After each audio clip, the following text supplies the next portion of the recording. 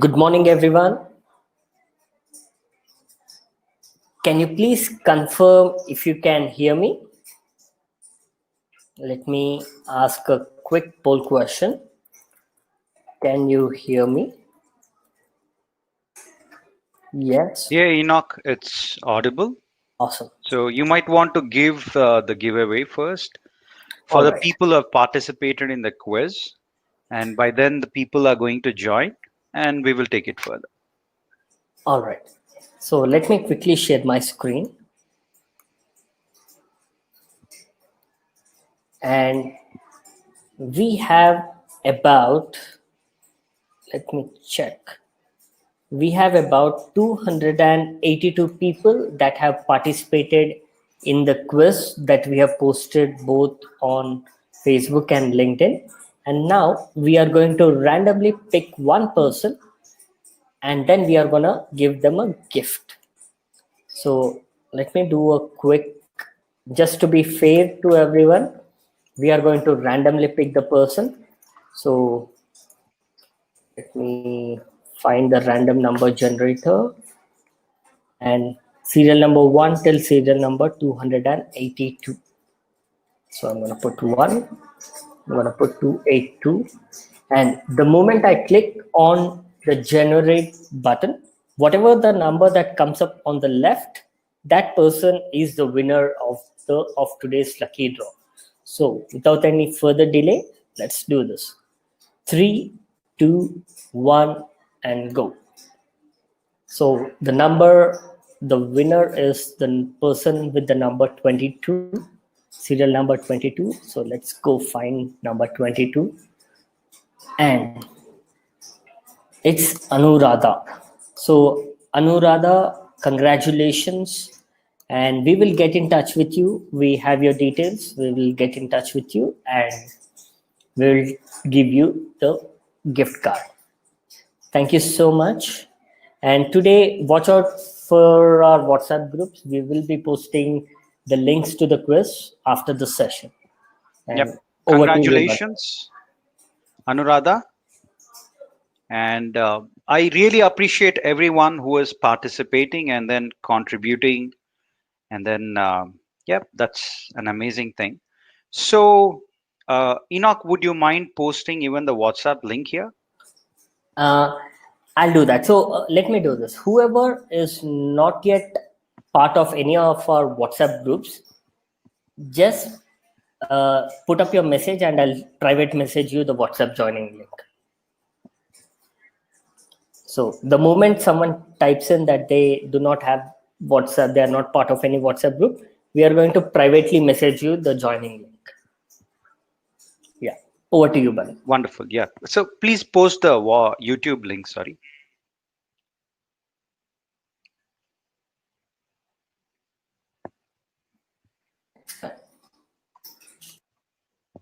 Yeah. People who haven't watched, I request you all to watch this. So we are going to post this on the sticky note also. Enoch would do that. So let me share my screen and let me show you this.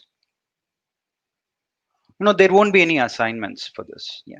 Assignments is part of our a different program, which is a full length. Here, assignments do not make sense because assignments won't be straightforward, and then it's just going to cause a lot of confusion.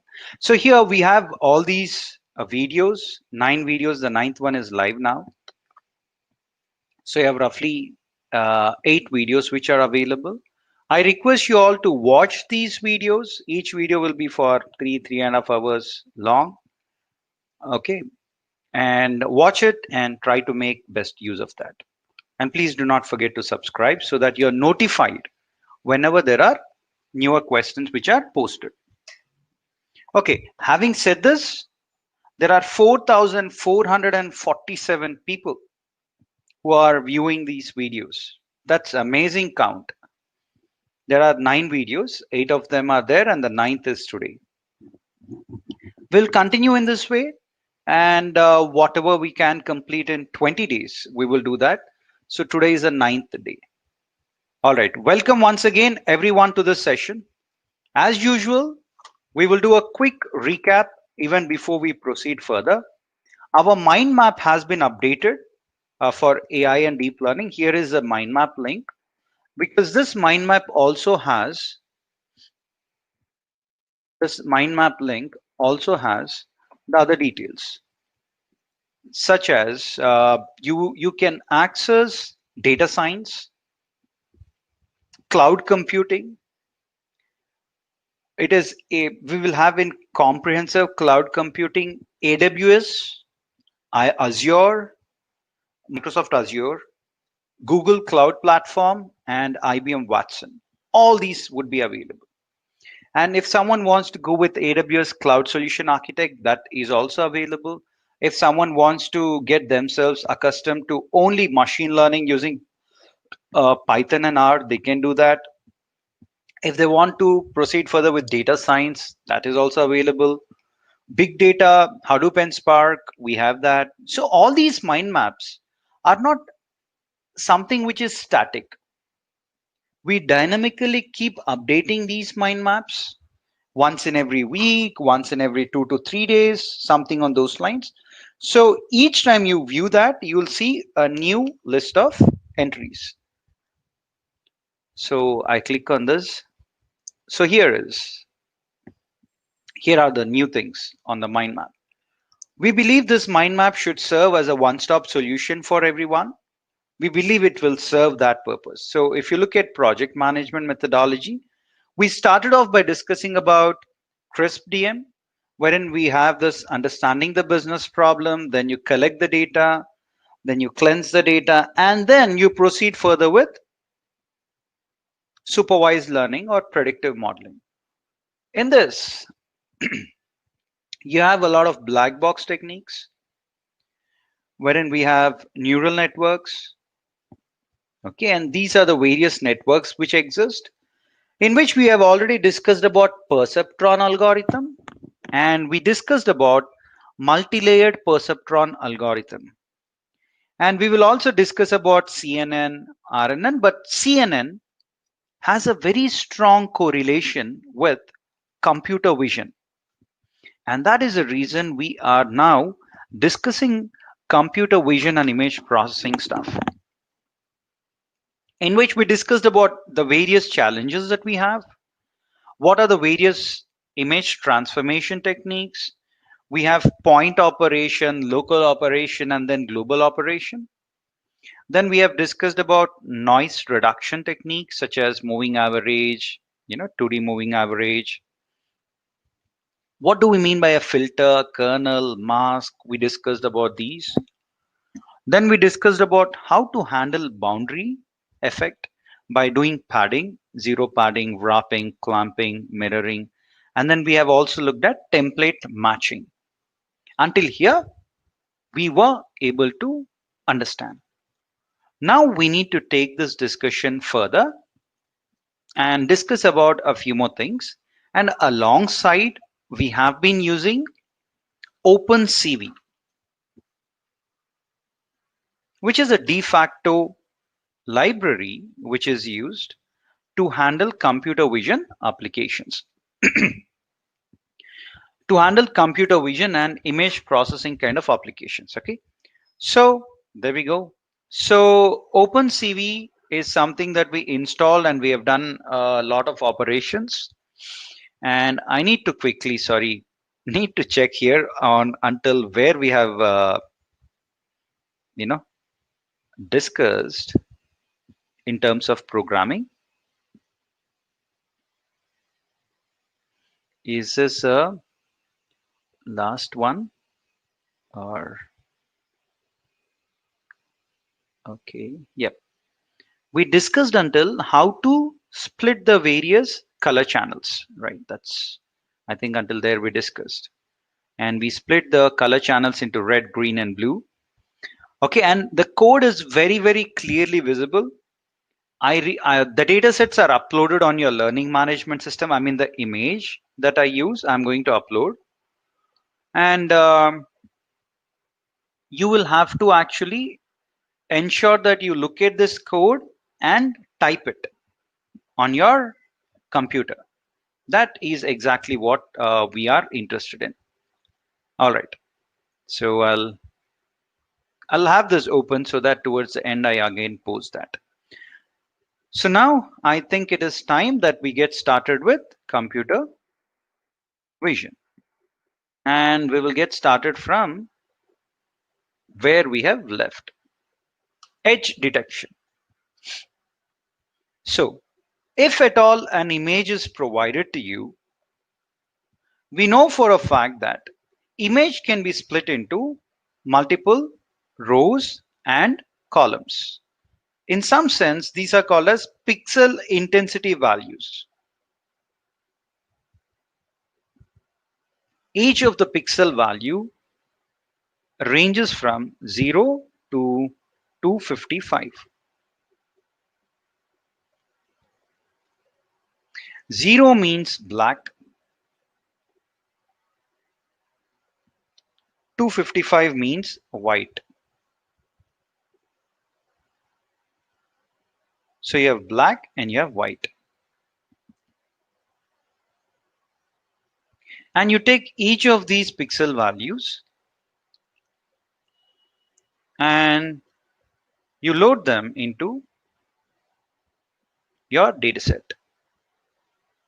So you can move this and make your data look structured. Whenever you have limited data at your disposal, when you have less number of images, etc., then what people usually do is they manually extract the features. You manually extract the features and like pixel intensity values. Pixel number 1, pixel 2, pixel 3, pixel 4, 5, in that way. You take all the pixel values and all these pixel intensity values will start behaving like your inputs. And output could be, is this a cat or is this a dog? Those kind of things. The good part is, if you can convert your images, which is unstructured in nature, Okay, and if you can convert this to a structured format, then you can use this structured data. Okay, and then you can actually uh, apply your traditional shallow machine learning algorithms. Like you can apply logistic regression or support vector machine or KNN or naive Bayes or any of those. Okay, just a moment. I think there is some noise which is disturbing me. Okay, sorry about that. Someone's vehicle. Okay, so this is the beauty, right?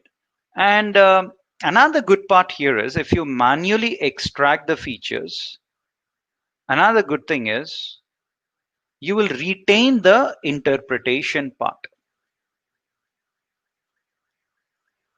You exactly know what is being extracted. You know that these values inputs are pixel intensity values.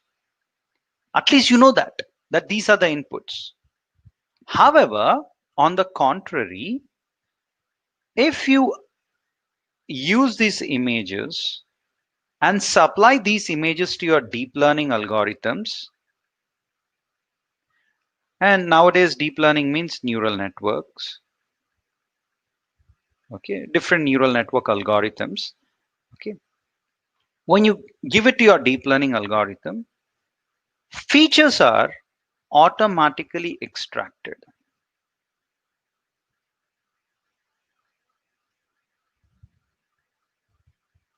Automatically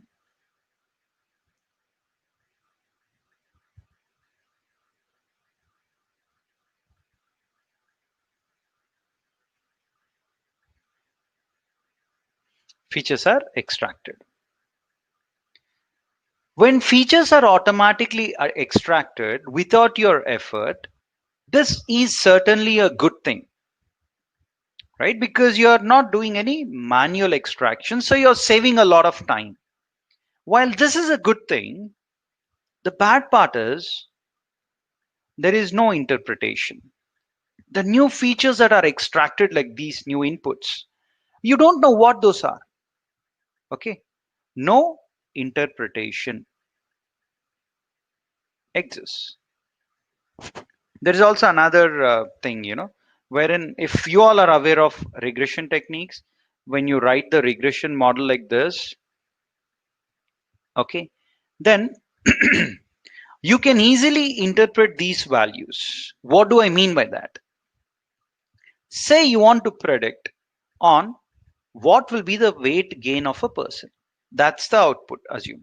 So weight gain is equal to maybe 12.9 plus 1.6 into calories consumed, okay, plus 1.2 into age.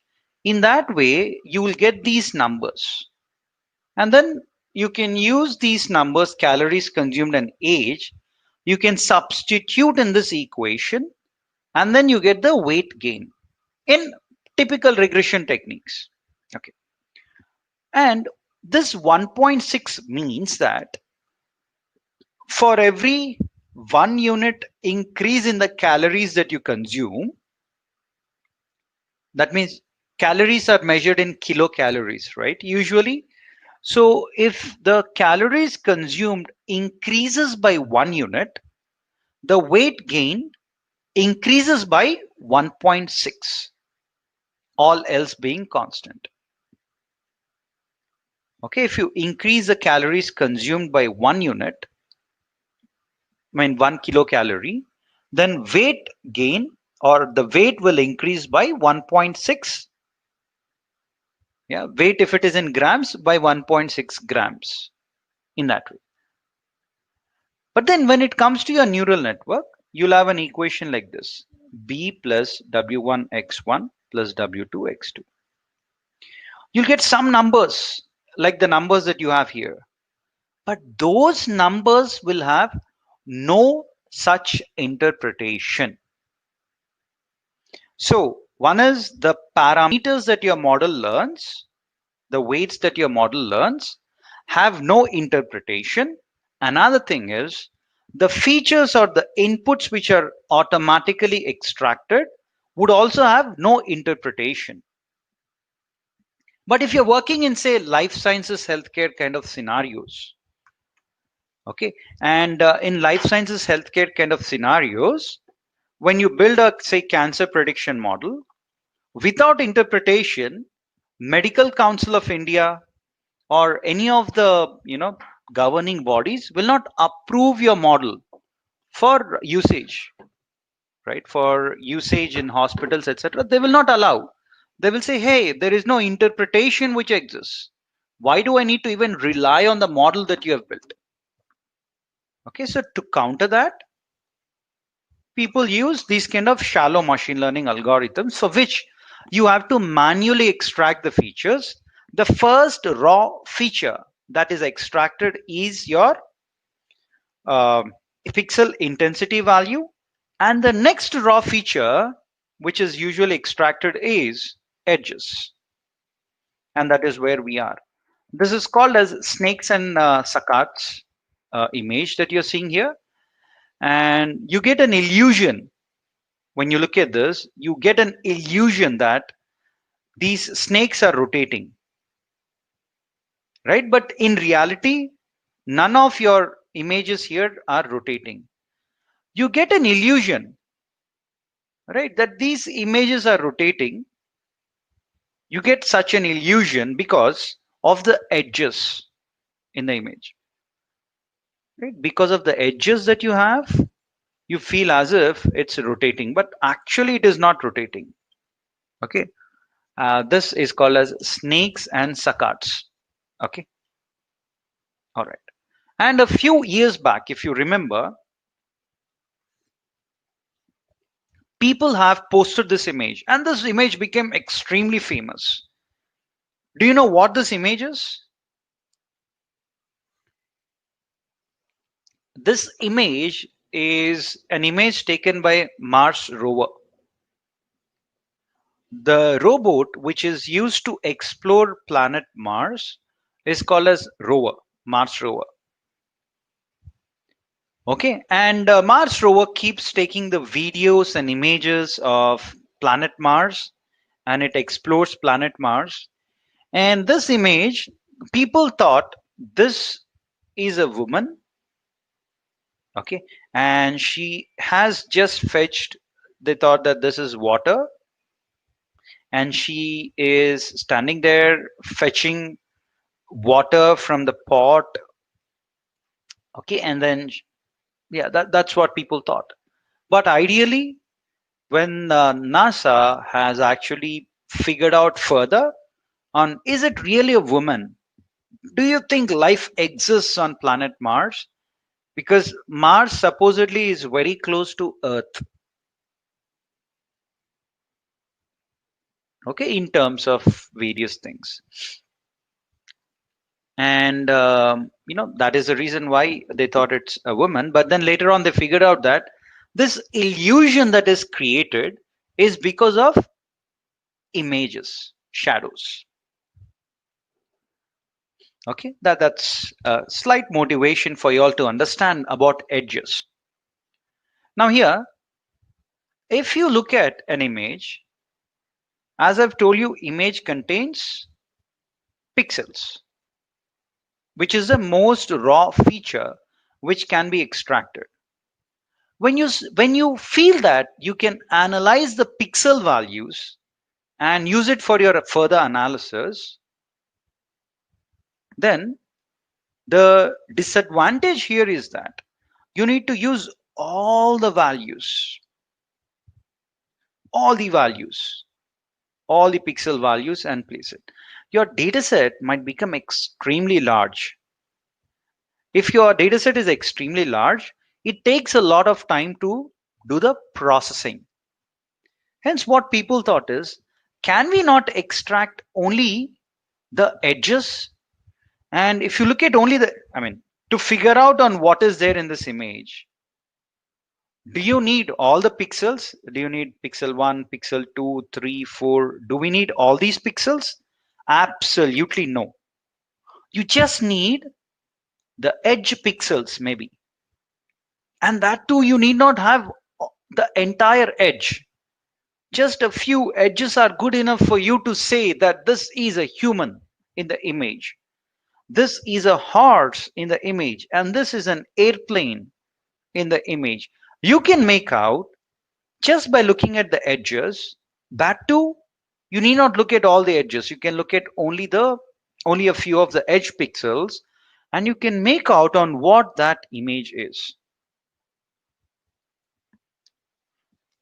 Okay, then it is much more compact than all the pixels put together. It will be very, very fast in terms of processing. Hence, it is very important for us to understand about edges, which are also a few features.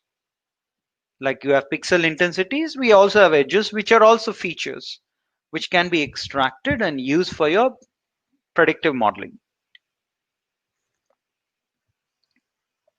Okay, and then edges are caused by a variety of factors.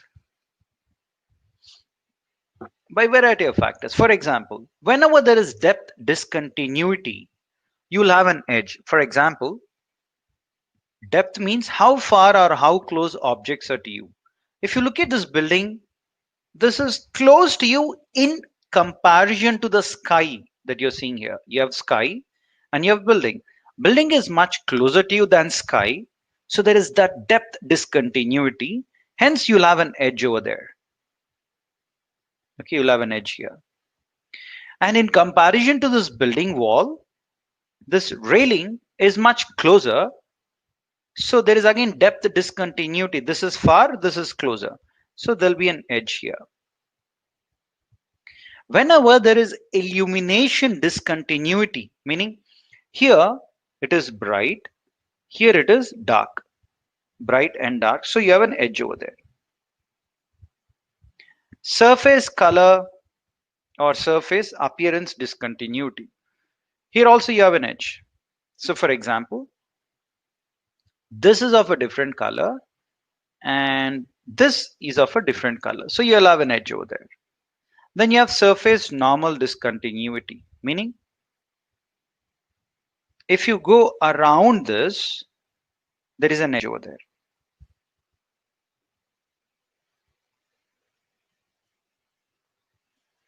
Okay, and also look at this edge. Where do you find edge in order to understand that? This is the intensity representation of your image. You have an image, you're representing that image using intensity values, and here you have a function of x comma y, which is nothing but intensity values, and then you have your x-axis here and you have your y-axis here. You have your x and you have your y and you have your intensity values. Here you'll have 0 and here you'll have 255. 255 means white, 0 means black, right? And if you observe it carefully, if you take this portion, it's all white, white, white, white color, white, white, white, white, white, white, white. Then it is slight gray, and then it's black. So if you look at this portion exactly, there is a sudden change in the intensity values. There is a sudden change. Here it is white and here it is black. So I mean suddenly from around 250 or whatever be the values which are closer to 250, your pixel values are switching to black. Hence there will be an edge. Here also it's the same case. You'll have an edge. So you'll have an edge like this wherever you have a sudden change in the pixel intensity values. Wherever you find a sudden change in the pixel intensity values, there will be an edge. Same is the case with this also. Suddenly there'll be an edge. Again, suddenly there'll be an edge here, here, and then here. Okay, so change in intensity values is determined using rate of change. The rate at which the pixel intensity values are changing from here to here is called as rate of change.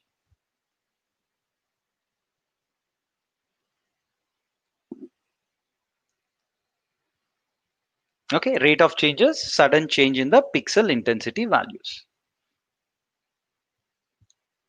Rate of change is also called as slope,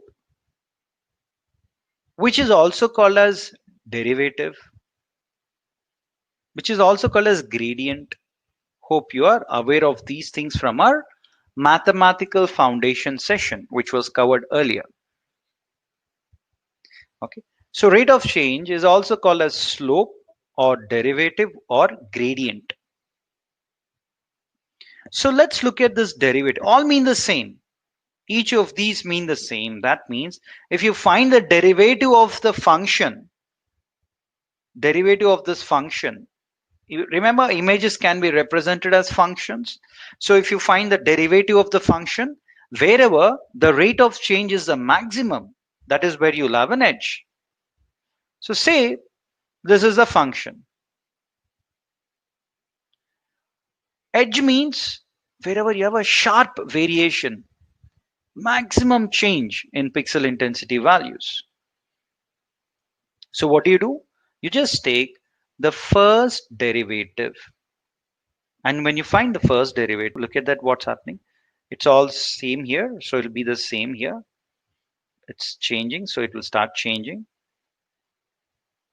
At some point, the rate of change is becoming stable and then it's getting stabilized here. So it's coming down and here it will actually get stabilized once again. So here you have maximum rate of change and then that is where you'll have an edge. To explain this better, let us take this another image. Okay, so this is an image that we are going to discuss about, but then do not mistake this red line to red color. No, this line is only there to represent that. We are going to take only this row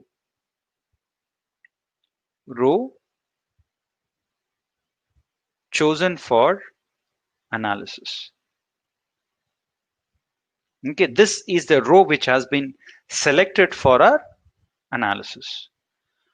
Okay, hence it is just differentiated by using a red color. That is by no means a red color, just that's a row from this image. Now, if you take only this row, what's happening here is it's all white, white, white, white color throughout. And there's a small transition from white color to gray color to black. So white means 255 and black means 0, right? So it's all same until there. And then there is a slight transition from white to black. So you have a slight bend. And then you have to come to black because suddenly it is black. So you come to black. And then it's all black, black, black throughout here. Throughout it is black here. And then there is a slight transition once again from black to white. It goes to slightly changes and then it becomes gray and then it again ventures into white color. If you have such a representation, okay, and if you find the first derivative of that, what happens? Yeah, it's something that we need to look at. So you find the derivative basically. This is, you're taking the image, you're representing that as a function of intensity values. Okay, so you're just taking one single row and representing that as a function. Once you represent an image as a function, you can find the derivatives. You find the derivative of that. And you find the first derivative. So what you do is it's all same, constant 255, nothing is changing. And then slowly it is changing. Okay, and then again it gets to the 0 part. So again you go back. This is 0. Okay, this is 0. Okay, so again it stabilizes to at 0. There is no rate of change here. Rate of change, wherever the rate of change is constant, derivative values or rate of change will be 0 because there is nothing which is changing here. Here also there is nothing which is changing. So the derivative will be obviously 0. And here also nothing is changing. So the derivative would be 0 on this portion. Okay. Then what's happening? There is a slight transition again. It's going upwards. So the rate is changing, rate is changing, rate is changing. And then the rate is getting stabilized. It's coming down and then it's becoming 255 there. So if you find the first derivative of this particular function, it appears like this. And here you have two extrema. One is this extrema is the minima and this extrema is maxima. And you'll have edge over there, you'll have edge over here. Look at that. You'll have an edge here and then you'll have an edge here. That is exactly what is being represented in this way. So it is that simple. Finding out edge in an image is this simple. You need not worry too much in terms of identifying the edges. Okay, so just to tell you here, you can also look at a function in this way. Okay, so what's going to happen is if this is your image will have x-axis and y-axis. It's a 2D. Image is a 2D representation.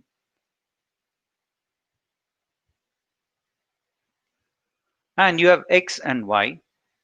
All right. And say you have a pixel value here, which is x comma y. Some number, some x comma y. At this point, you will have some intensity values at this point.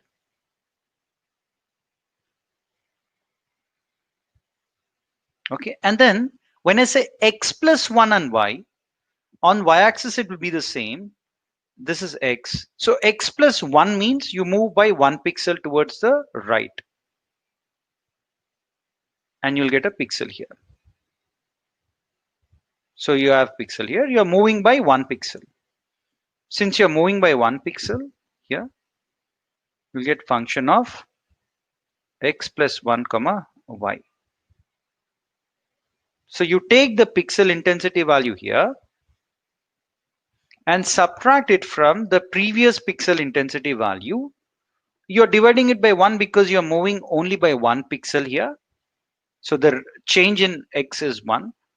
And that will give you the rate of change from this pixel to this. From one pixel to another, the rate of change can be captured. But this rate of change you're trying to find only along the x-axis. This is partial derivative of your function with respect to x. Now understand how important the optimization module that we have done is from mathematical foundations. Yep. Another thing here is if you have a value here, pixel value, okay, x and y. Now instead of x plus 1 comma y, if you were to do this, x comma y plus 1, then what's going to happen here on x-axis? It will be the same. Y, you're changing from y to y plus 1. So you're increasing y by 1 pixel. And you want to find the difference between the intensity values here to here. That's this. For that, you have to find out derivative of the function with respect to y-axis, with respect to y. Earlier it was with respect to x. And it will be approximately equivalent to f of x comma y plus 1 comma f of x comma y. This is f of x comma y. This is x comma y plus 1. And you are moving 1 pixel along the y-axis, so it's 1. The rate, the change along y-axis is just 1 pixel, so it's divided by 1. And then you solve it, you get to know what is the intensity, pixel intensity values which are changing along y-axis. Here we go. If you take this image, tigers.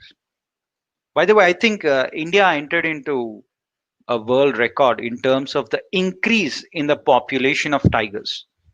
Right? We went on a mission to save the tigers, and the end result is too many tigers are out there.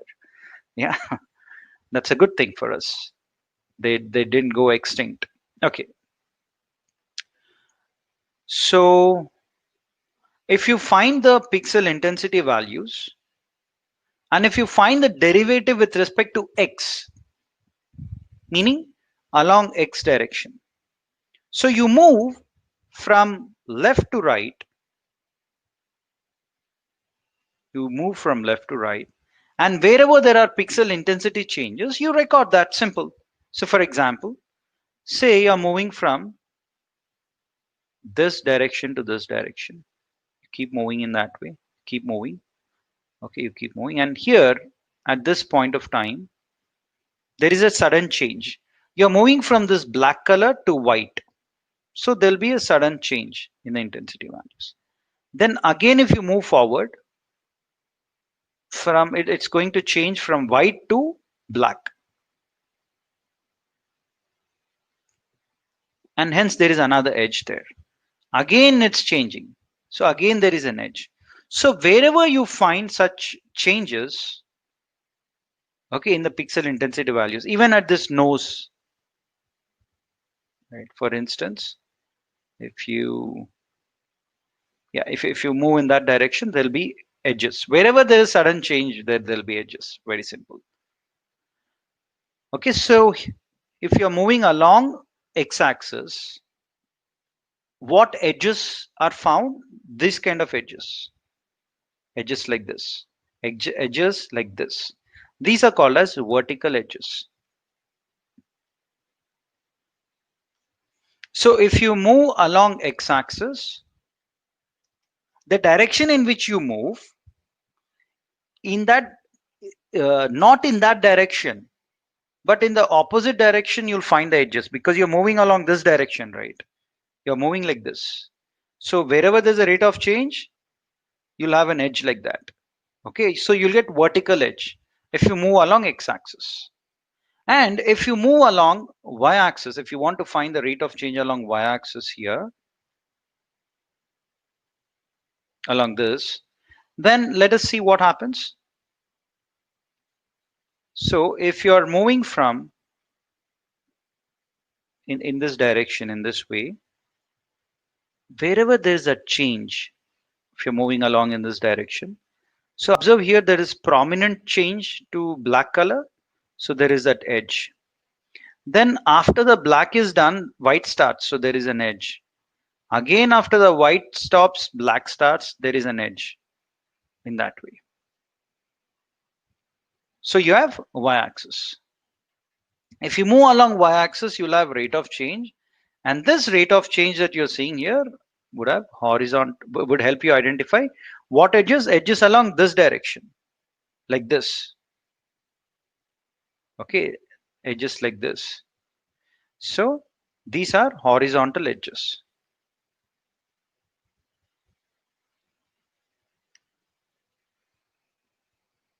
Okay, so you can identify vertical edges or horizontal edges based on whether you're finding the derivation of that function with respect to x-axis or with respect to y-axis. If you find the derivative with respect to x-axis, there will be vertical edges. If you find the derivative with respect to y, you'll have horizontal edges. Next, there is also one famous edge detection filter, which is called as Sobel filter. We will do all of these things practically, okay? Using OpenCV, we are going to do all of these things. Remember simple one thing, that if you have zeros here in this way, it will find vertical edges. Okay, for example, if you're moving, why vertical edges? Because if you see, you're looking at the change from 1 to -1, 2 to -2, 1 to -1. These values, a guy by name Sobel has experimented a lot and figured out that these values, if we put in a filter, it is going to help detect the edges. So that's why we are directly using that. How did those numbers come in? There is a mathematical derivation once again. Let's not get into that. Usually if it's our, there is another advanced training of this. In that we explain about the mathematical derivations also. But here I think it's not needed because you all are getting introduced to this for the first time, right? That's the reason. Okay. So if you move from left to right, you have zeros. If the zeros are along vertical edges will be identified. Let's see. So if you move from this direction to this direction in that way, yeah, here there is a sudden change. So there will be an edge. Then after the white is done, there is an edge here. Then here there is an edge. Then if you move in this way, there is an edge. Then it's same thing. Okay, so you find the vertical edges. Then you can also find horizontal edges. The direction in which the zeros appear, in that direction edges are formed. So what happens here? Vertical, horizontal edge means you move in a vertical direction. You move in this way. In this way. If you move in this way, from here to here, there is that change, sudden change. So there'll be an edge. And then from this to this, there is again a sudden change. You'll have another line like that. And you proceed further. Okay, so horizontal edges are identified here. And then there are a lot of other edges, edge detection filters, such as Previtt, Sobel. This identifies edge along which direction. Let me ask this question to you guys. Okay, this one which I've highlighted identifies edge along which direction? Let us see. I'm going to ask a question here. A quick poll question. Along which direction are edges identified? Vertical or horizontal? Yep. Can you answer, please? Can you answer the one which I've highlighted? Along which direction do you think it is going to identify the edges?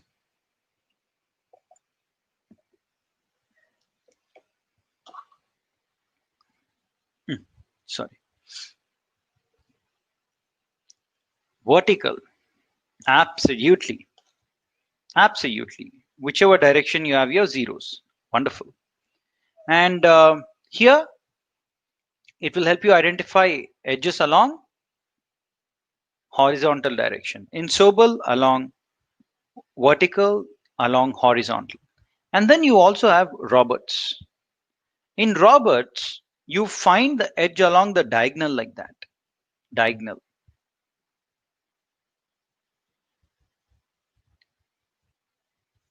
Edges are found along diagonal direction. So let us understand this quickly. This is called as grad. Grad means rate of change, gradient. The symbol is grad of function.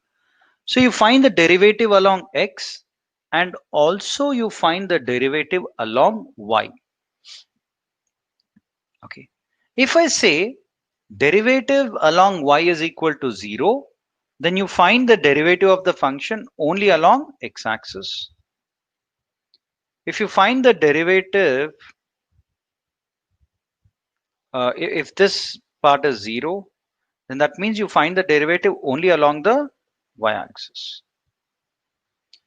And then you have something called as theta. When you find the derivative along both x and y, then you will have that angle theta. Theta is equal to tan inverse of derivative along y divided by derivative along x. That's tan inverse. So you have tan inverse of derivative along y divided by derivative along x.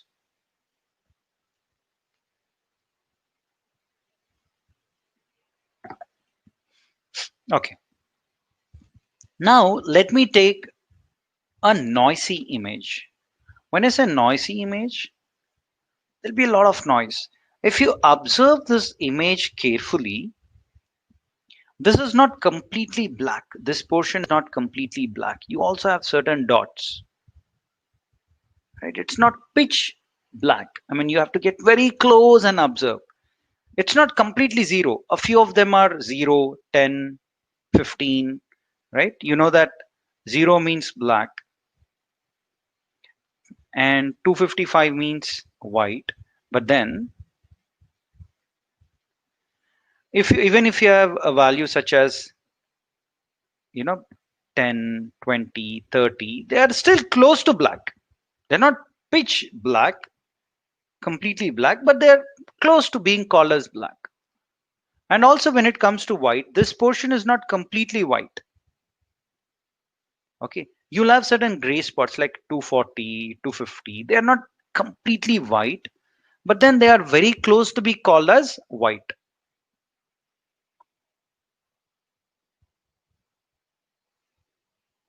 Okay, they are very close to be called as white. So here, when you take this and plot it as a function,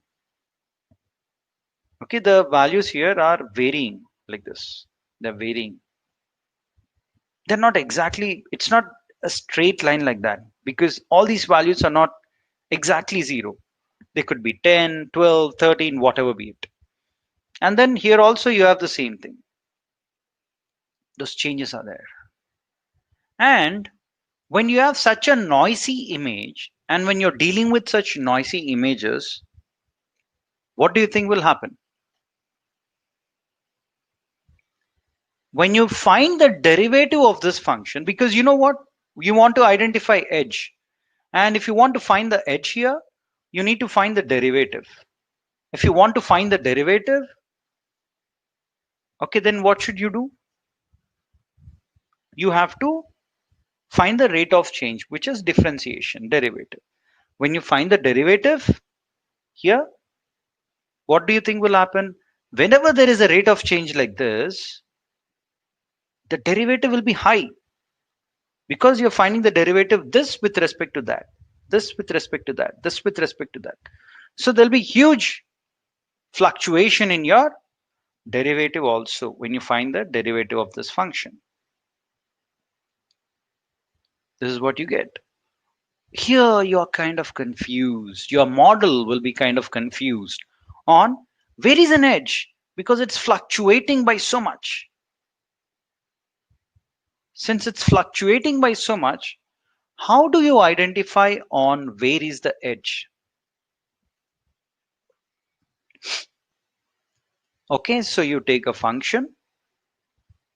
In order to solve this, okay, I'm now explaining you on how to address this issue, because you cannot identify an edge if there is noise in your data. And if you have noise in your data, you need to address that. How do you address this? So what we do is, you take a function and you take a Gaussian filter. Remember we discussed about Gaussian filter, box filter, etc. Once again, I repeat, guys, please watch these videos. They are not here for fun. Okay. So I request you all to watch these over the weekend, because when you watch this once again, your understanding will become very clear. At least watch the previous day recorded video before you come to the next day. Okay, and trust me, if you keep doing in that way, your understanding will be super clear. At least I would say 60% of your artificial intelligence and deep learning part would be clear. Another 40% you can explore or you can enroll for the advanced program, etc. Right? But your understanding will be clear if you watch the videos. Okay, now back to this. So this is Gaussian filter. You take your Gaussian filter and then convolve it on this image. Convolve means it's like, as I've told you, addition, subtraction, multiplication, division. In that way, you have something called as convolution, right? So you take this filter, convolve on this image. The moment you apply a Gaussian filter on this, your image, resultant image, will become smoother. Look at this, the difference from this to this. It is a lot more smoother. Okay, and hence this Gaussian filter is also called as smoothing filter.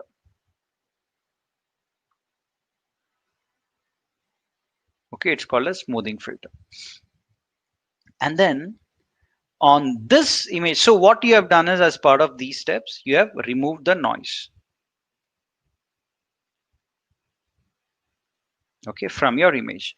The moment you remove the noise from your image or from your audio signal, whatever be it, audio signals are, audio or speech is one dimensional, images are two-dimensional signals. That's it. You need to understand this. Now, when you remove the noise from this, and when you get this image, which is a denoised image, which doesn't have any noise, now you find the derivative of this, and wherever you have a peak, that is where you'll have edge.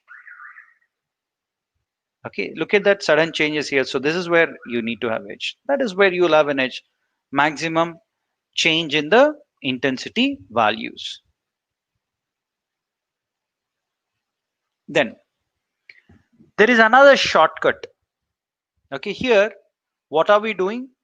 We are first taking the Gaussian function. You're convolving this on this. After that, you get this result. On that, you're taking a derivative. But the shortcut here is, when you find the derivative of this function, dou by dou x of h, when you find the derivative of this, do you know how this changes? It becomes like this.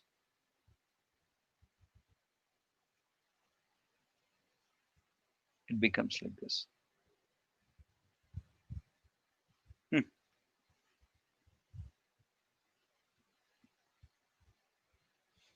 Okay, this is how it would appear. So what happens is, you keep on increasing, increasing, increasing. After some stage, the rate of change will become stable, and then it will start reaching the peak. So it will it will reach here bottom. And then what happens is, because rate of change will become constant here, it won't change. Then what's happening? You are decreasing in that way. And then after a certain point, the decreasing will become stable. And then at this portion, it will become stable. And then you start approaching this portion. So that's how the derivative would be. So what people do is, derivative of a Gaussian function, first order derivative of a Gaussian function, will always be like this. So why don't you directly take this and convolve on your image? And if you directly take that and convolve on your image, you get this. Why do you need this additional step of first taking Gaussian and convolving on your image and then taking a derivative, when you can actually have this derivative in place and then just convolve on the image? So find the derivative of the Gaussian, keep it handy. The moment you have an image, apply this onto that image. That's it, you'll get the result.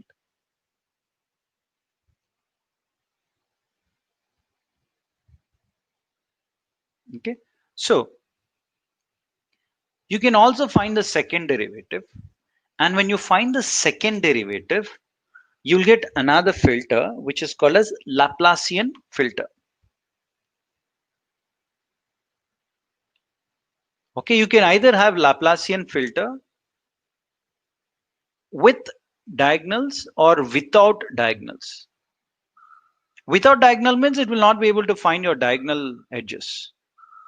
But when you have those diagonals also, then what happens is, it whenever you have such a representation where you have those diagonal shapes which have to be detected, it will very easily detect those diagonal shapes. Not just that, the beauty of this Laplacian is something else, which is here. So what you do is, you first find the Gaussian, then find the derivative of this, which would appear like this. Then take this and again find the derivative of that.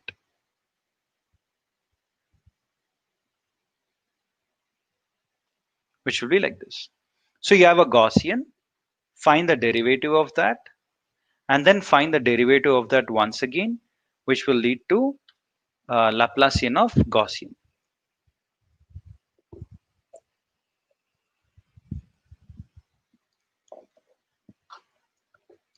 This is called as second derivative.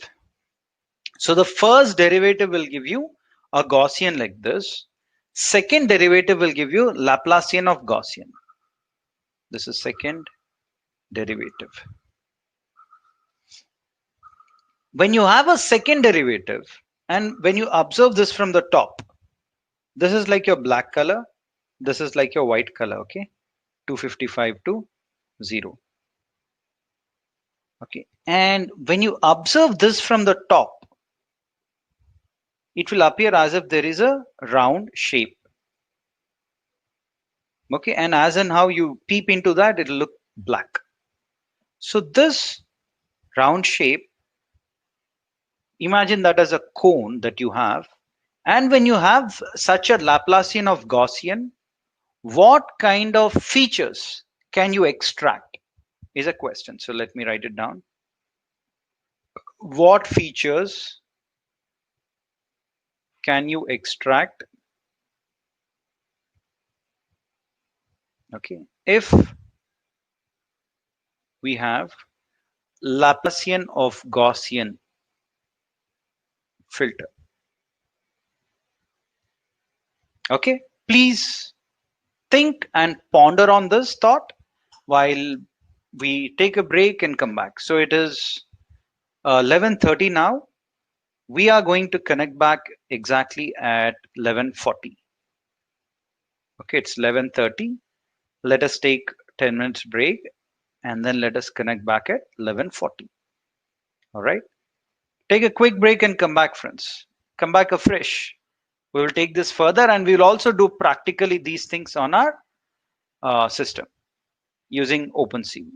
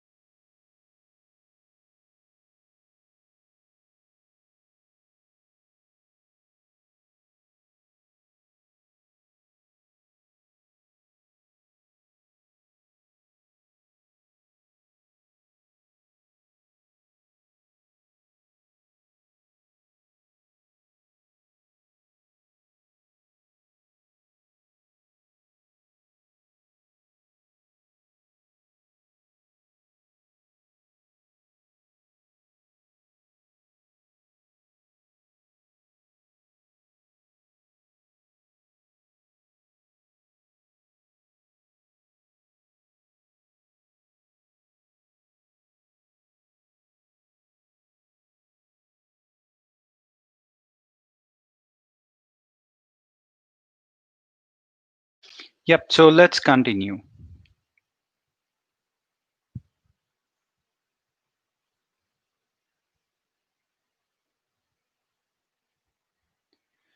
So Laplacian of Gaussian, when you look at it, Laplacian filter versus Laplacian of Gaussian, there is a slight difference. So anyways, when you have Laplacian of Gaussian, since you're going to have a circle on the top, or it appears like this, right? Laplacian of Gaussian filter, you can identify blob. Blob is some kind of a circular shape, and it can be used in various scenarios such as diabetic retinopathy. Diabetic retinopathy. What happens in diabetic retinopathy is that retina of an eye, okay, is of a circular shape.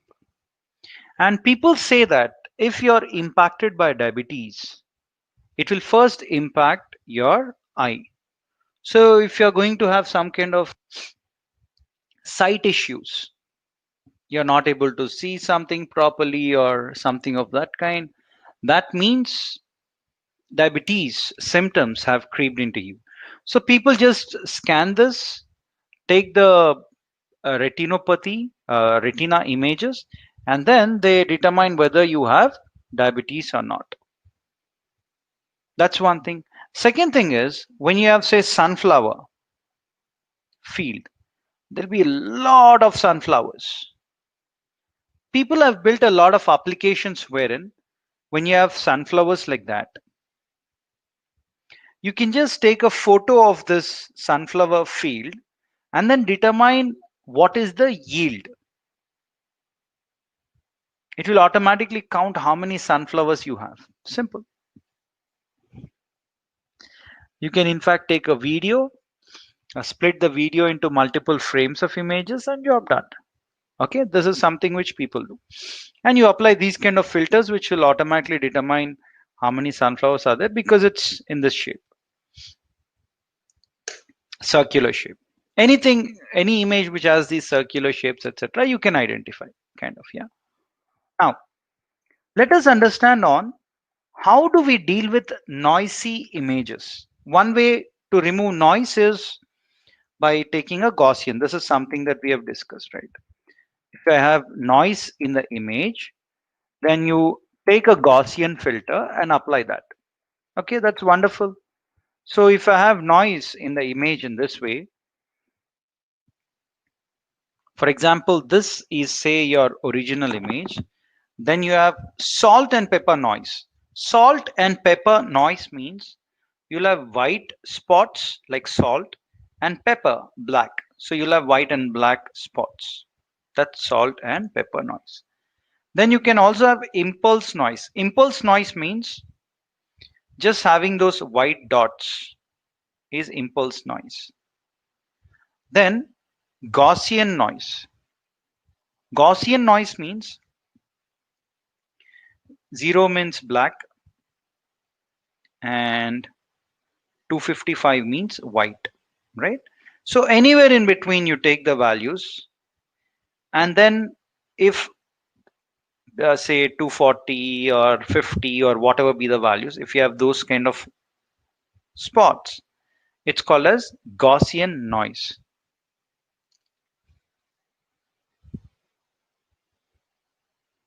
Okay, now if you apply a 3 by 3 Gaussian filter on the image, salt and pepper noise image, this is how it appears. If you increase the filter size from 3 by 3 to 5 by 5,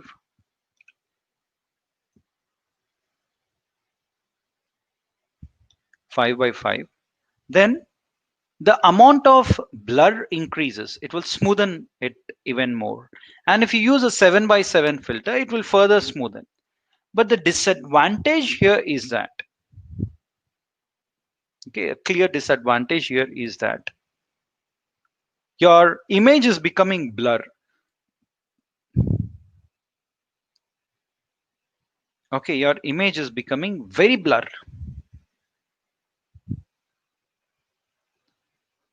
Since your image is becoming so very blur, you'll have to take an action. What action do you take? You cannot apply this a Gaussian filter when you have noisy images. It's not, it's just a basic way of dealing with the noisy images. So people proceed further with non-linear filters such as median filter. So what happens? Let us understand. When you have noisy images, say you have an image like this, and here there is no noise in this patch. If you're, this is an input image.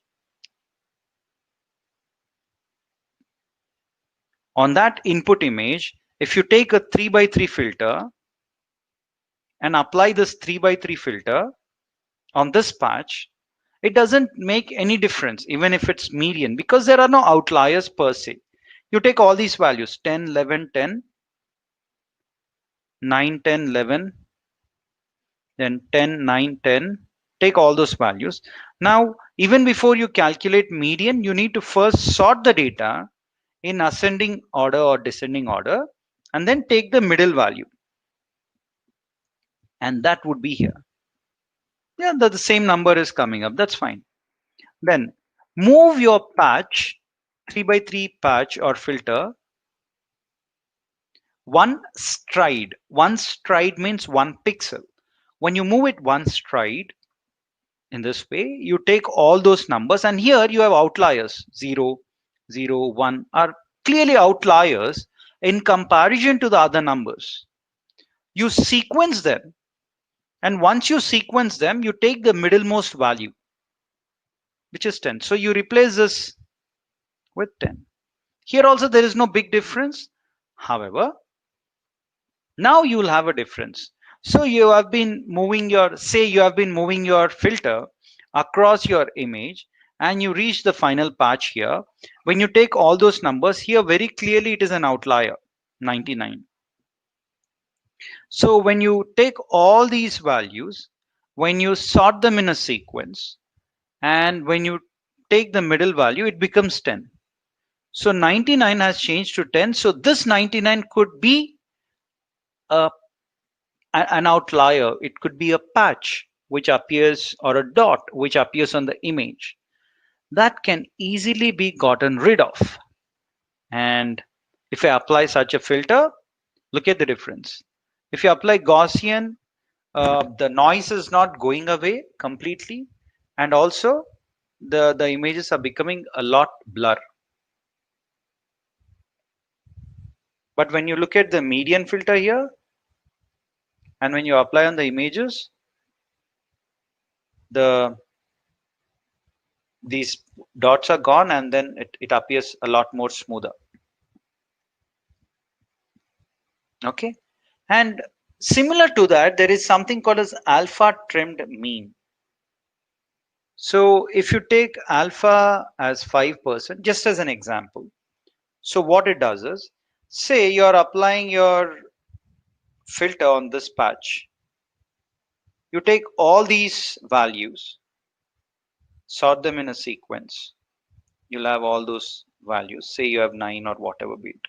Then you remove the bottom 5% and the top 5% after sorting them in a sequence.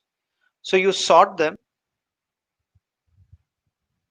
and the assumption is that the bottom 5% and the top 5% values would be like zeros and 255s, will be extremely large. So you kind of get rid of those values.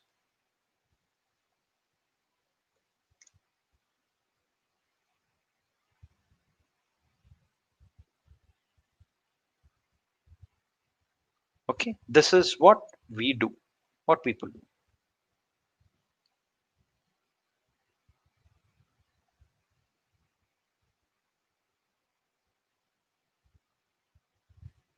Okay, so this is also another thing. And we also have bilateral filtering. Bilateral filtering, what it does is, it takes your image and creates an animated version of your image.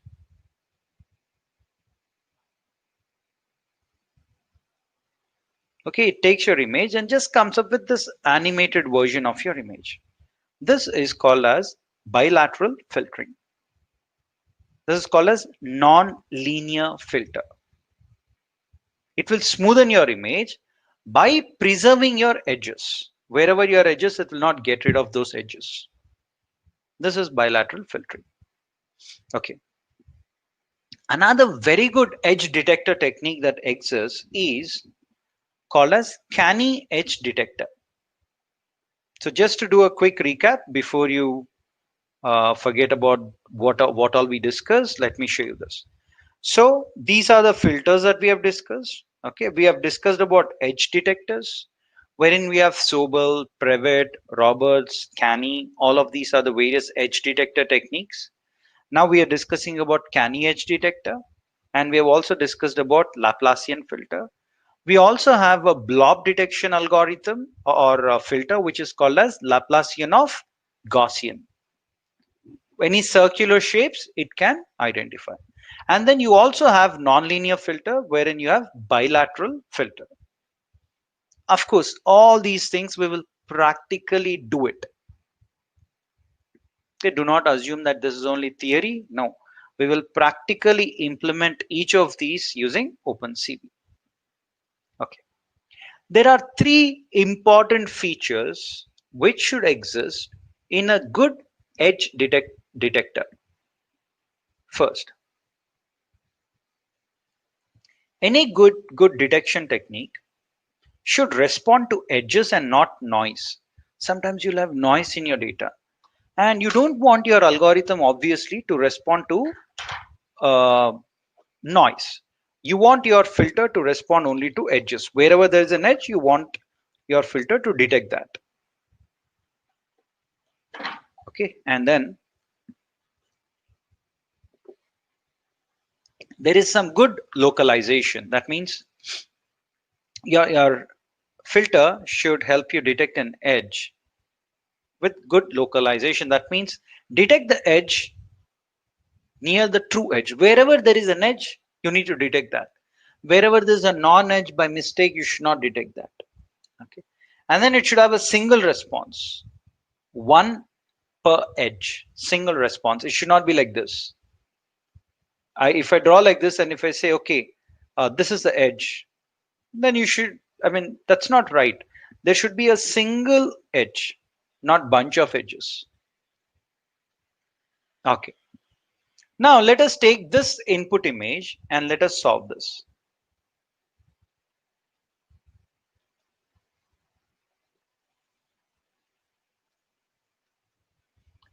You take an input image and then you apply a Sobel along x-axis.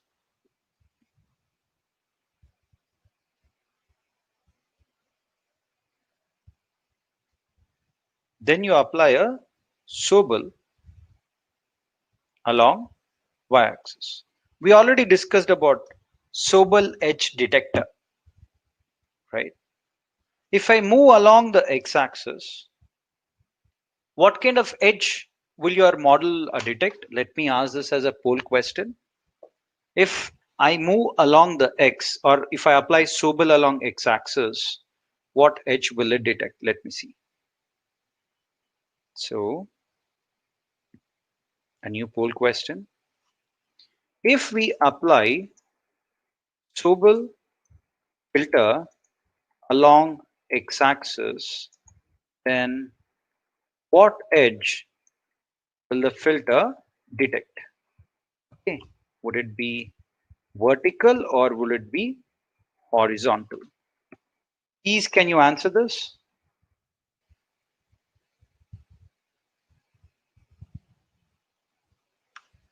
Wonderful.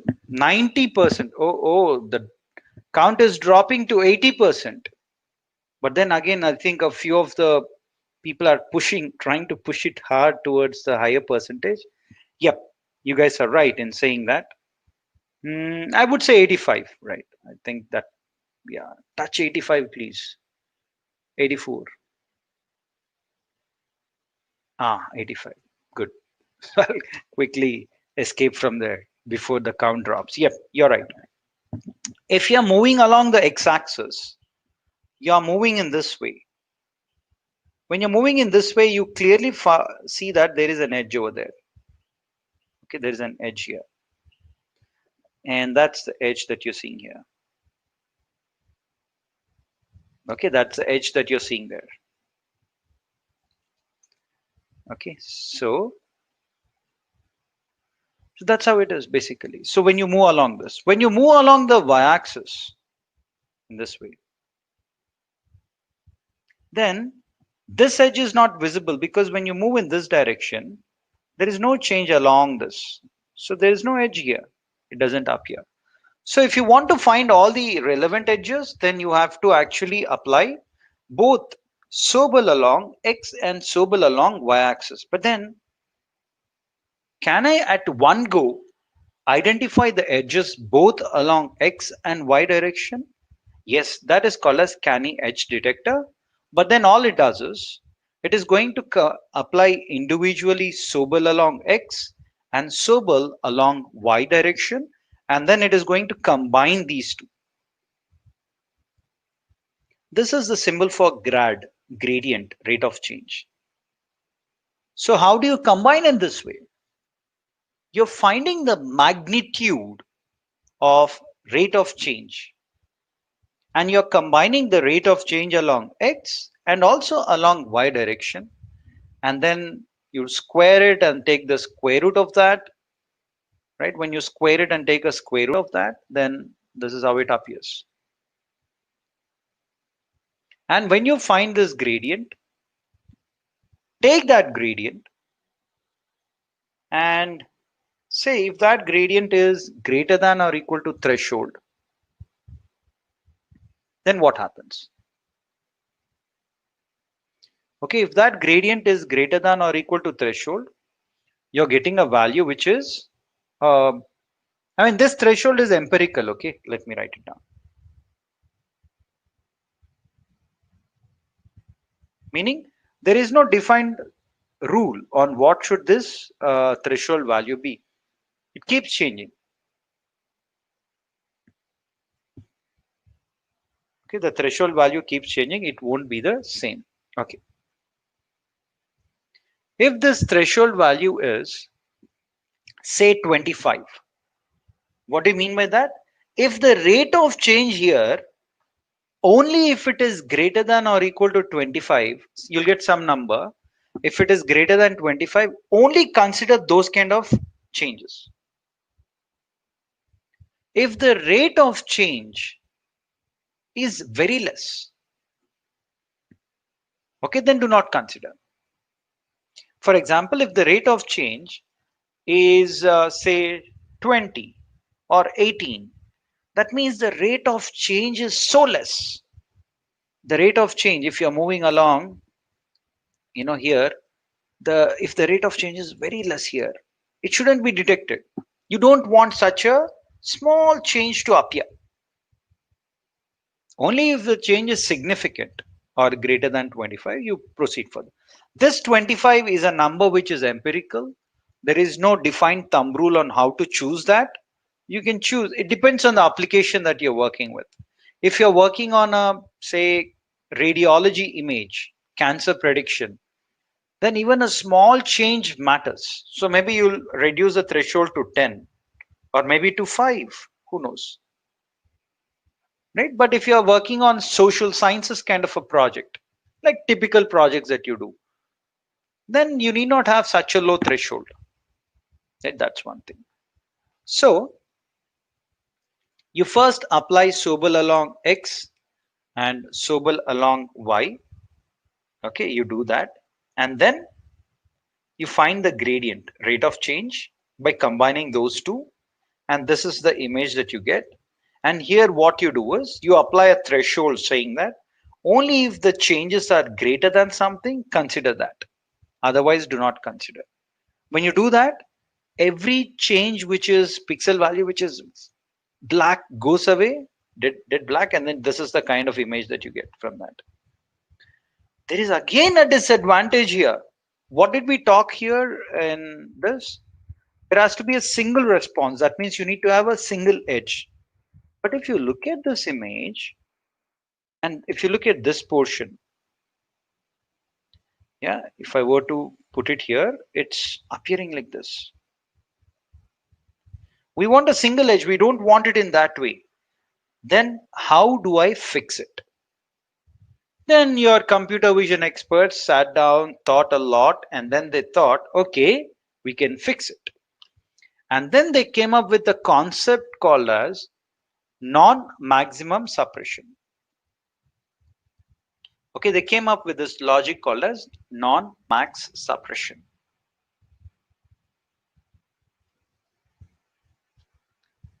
What is this non-max suppression technique?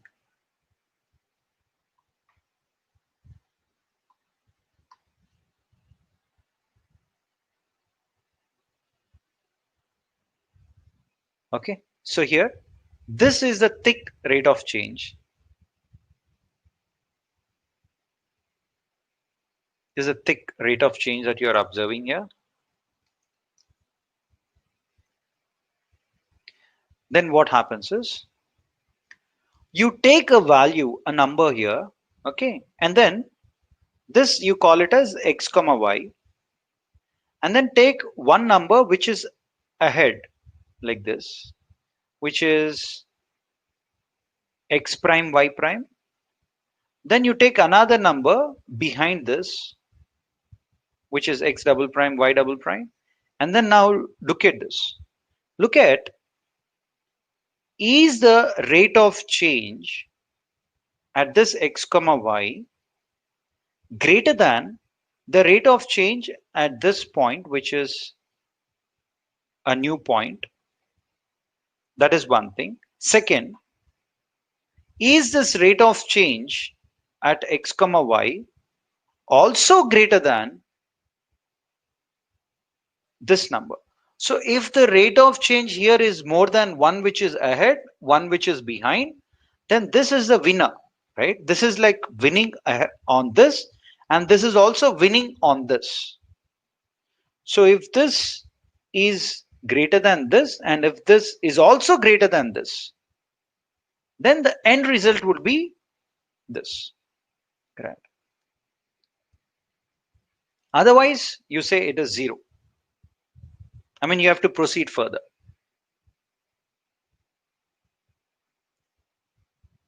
I'll repeat. Then what happens is, you say your point is here, then you take one point here, take another point here.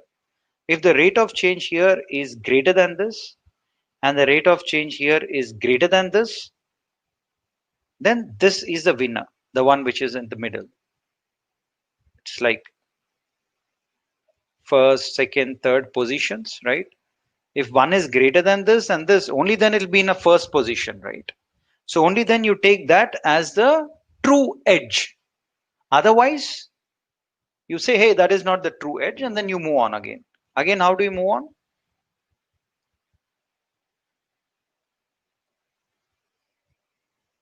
Say you were here, you took one point here and one point behind. Now what you do is, say this point is greater than this. So what do? You take another point here. Okay, and then once again do the same thing. Check whether the rate of change here is greater than this and this. If yes, this is the edge. Otherwise not. And then this, you do that throughout the image like this. Throughout the image. And then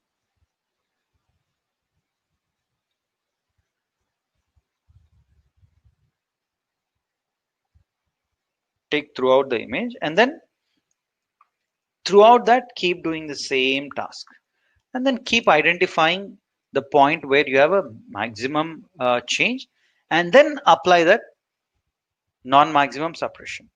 The moment you apply, you take the image, this image is this.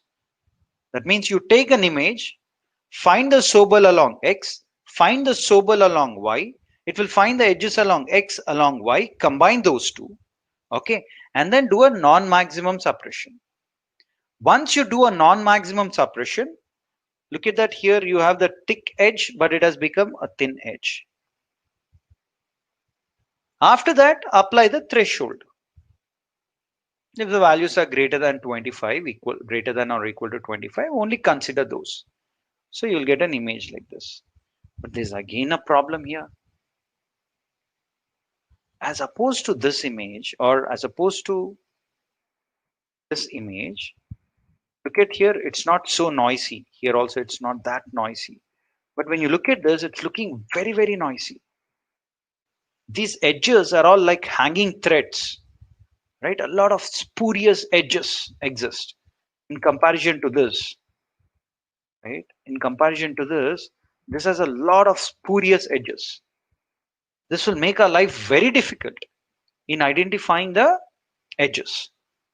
Hence, against your, computer vision experts are taken aback because there is again a roadblock. Again, they thought on how to solve, and they came up with yet another technique called as hysteresis thresholding. What did they do in hysteresis thresholding? They took all these edges, all these spurious edges, and they formed a rule saying that I'm going to come up with a lower threshold and upper threshold only if your edge, whatever are those edges, if they are crossing the high, I'm going to treat this as an edge. If something doesn't cross the high, I'm going to treat this as non-edge. The moment you treat in this way, what happens is all these hanging threads kind of things will be gone.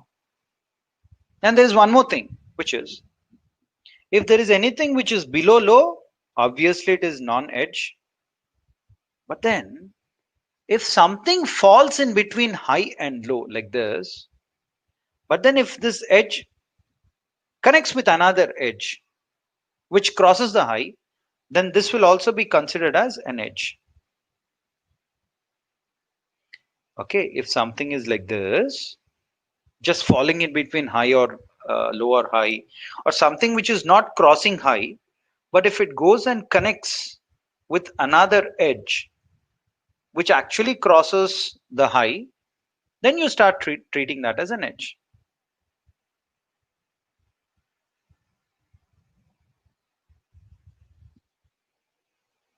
Okay, so here, if the gradient at a pixel is above high, you straight away say that it is an edge.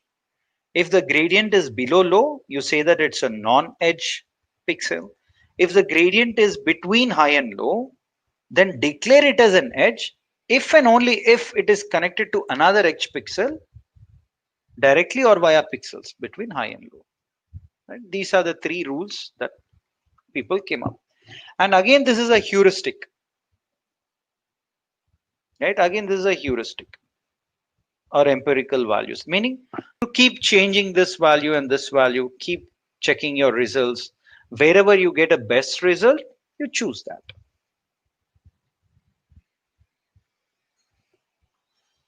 Okay, so here I'll give you steps on what we have done exactly. So let me choose a white screen. Let me write it down. Number one, take an image.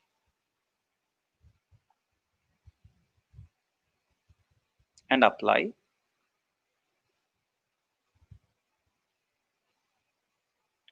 Sobel along x-axis and apply Sobel edge detector along y-axis. Then combine these two.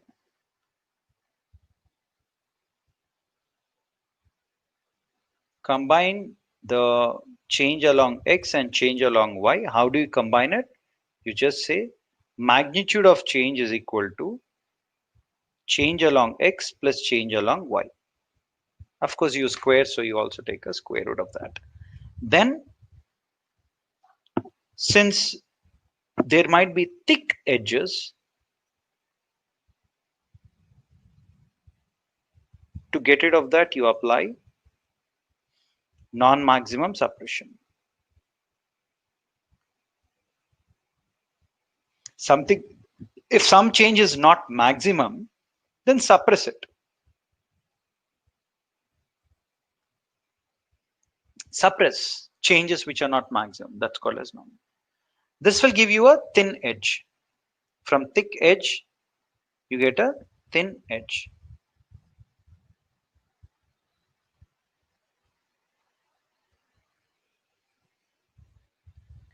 Then once you get this, what do? You are now going to get another problem, which is spurious edges like hanging threads. How do you get rid of that? By applying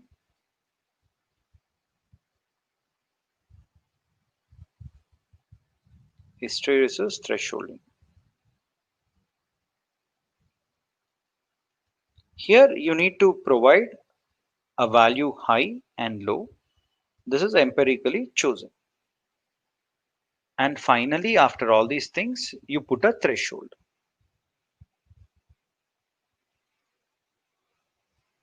Greater than or equal to some number, for example, 25. And then finally, you get an image with edges. And this image with edges is taken for further processing.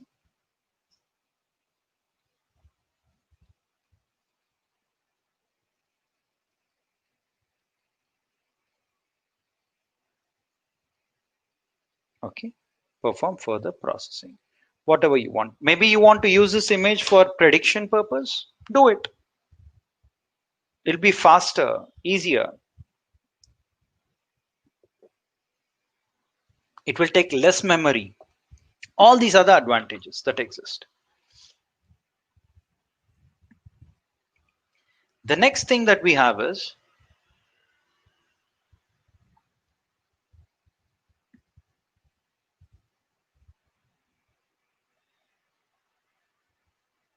okay, sorry about that. So the next thing that we have is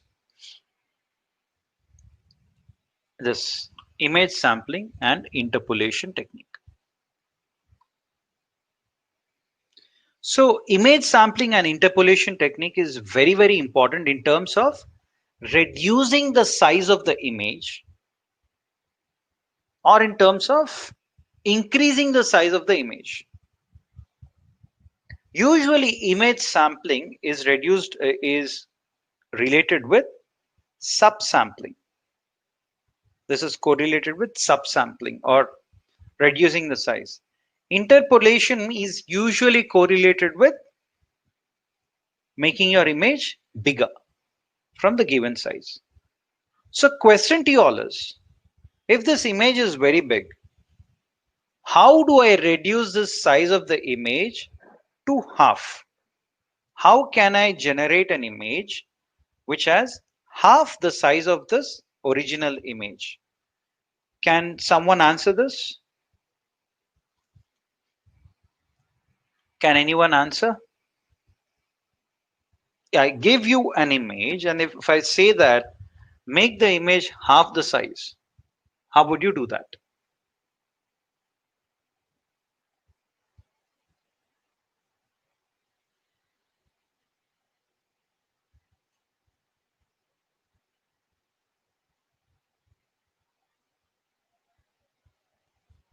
Quickly. I request everyone, just think out aloud, give some exercise to your brain, and can you do this?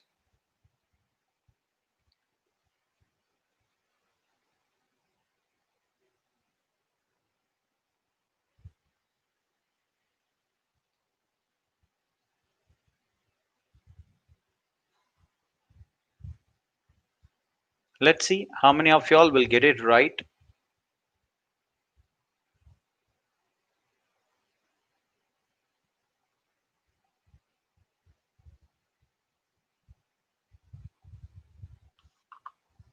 Okay. Simple, friends. You remove every alternate row and column. So if you have this image which is of size say 28 by 28 or maybe 28 by 38, something on these lines, what you do is you remove every alternate row and every alternate column. So this will become 19 by 14.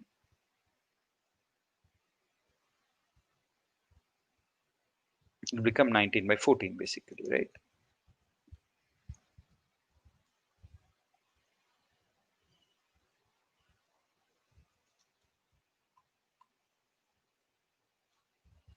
And then if you have an output image which you get here, if you are going to reduce this even further, and if you remove every alternate row and column again, this image becomes 1 by 4th. And on this image, if you once again remove every alternate row and column, it will become 1 by 8th the size.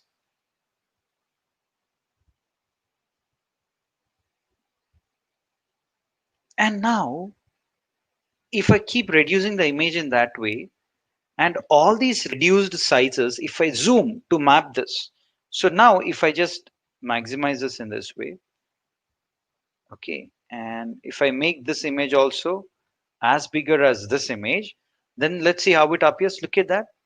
There's a lot of craftiness, meaning it's all a lot blur. Okay, you're reducing it to half, then you're reducing it to 1 by 4th, and you're reducing it to 1 by 8th. But then when you zoom it back to this size, look at that, a lot of meaningful information is gone, lost from your image. Since a lot of meaningful information is lost from your image, this is not the right way to reduce the size of the image. Okay, so we have to look at something called as image subsampling. Very, very important. If you do not sample the image properly, you'll get these kind of things, which is called as aliasing effect.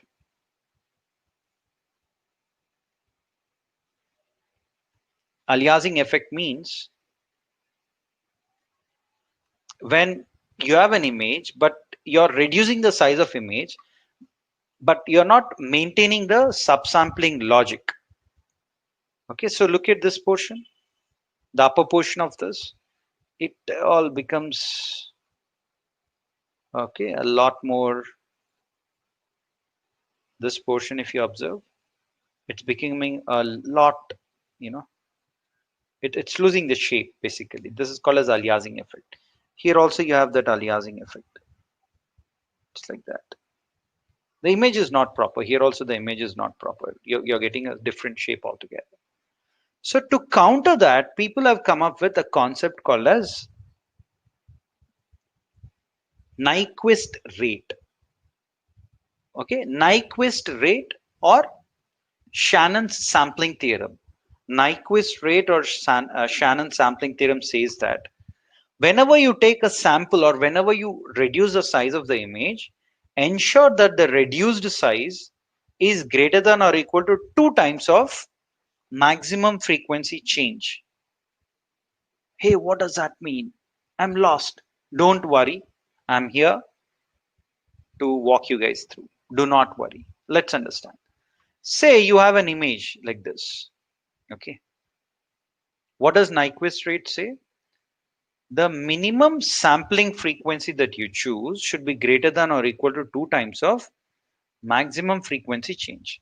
If you take this portion of the image, if you take this portion of an image, you have one maximum change from black to white. Here is where you find that change from black to white. So maximum change is 1. So sampling frequency should be greater than or equal to 2. 2 times of 1 is 2. And here what you're doing is you're choosing 4, in total 8, right? You're choosing 4 points here and you're choosing 4 points here. 4 plus 4 is 8. This 8 is obviously greater than or equal to 2. So this is a good sampling strategy. Let us look at this image. Here also you have this change. You have one change, which is maximum change from black to white. There's one maximum change. So sampling frequency should be greater than or equal to 2 times of maximum frequency change. So it should be greater than or equal to 2. Since it is greater than or equal to 2, and here you should have minimum 2. Here you have 1, here you have another. Okay. So here you have 1 and here you have 1. So you have 2. This 2 is greater than or equal to 2. Since it's equal to 2, you choose that.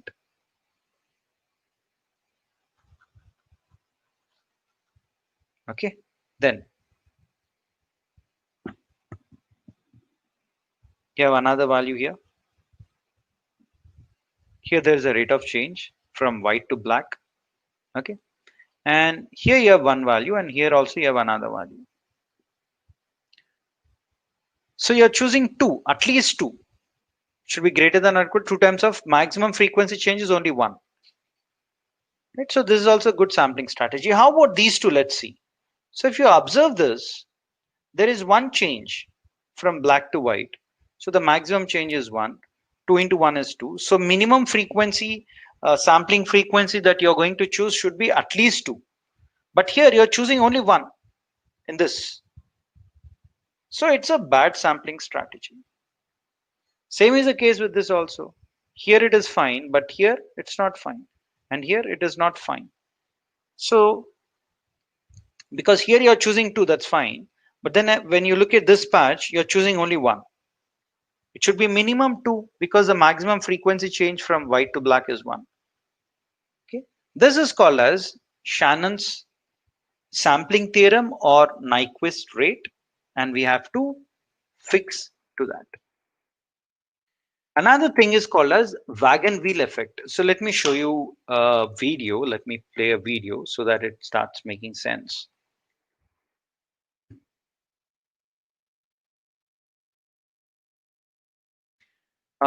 There is this falling helicopter.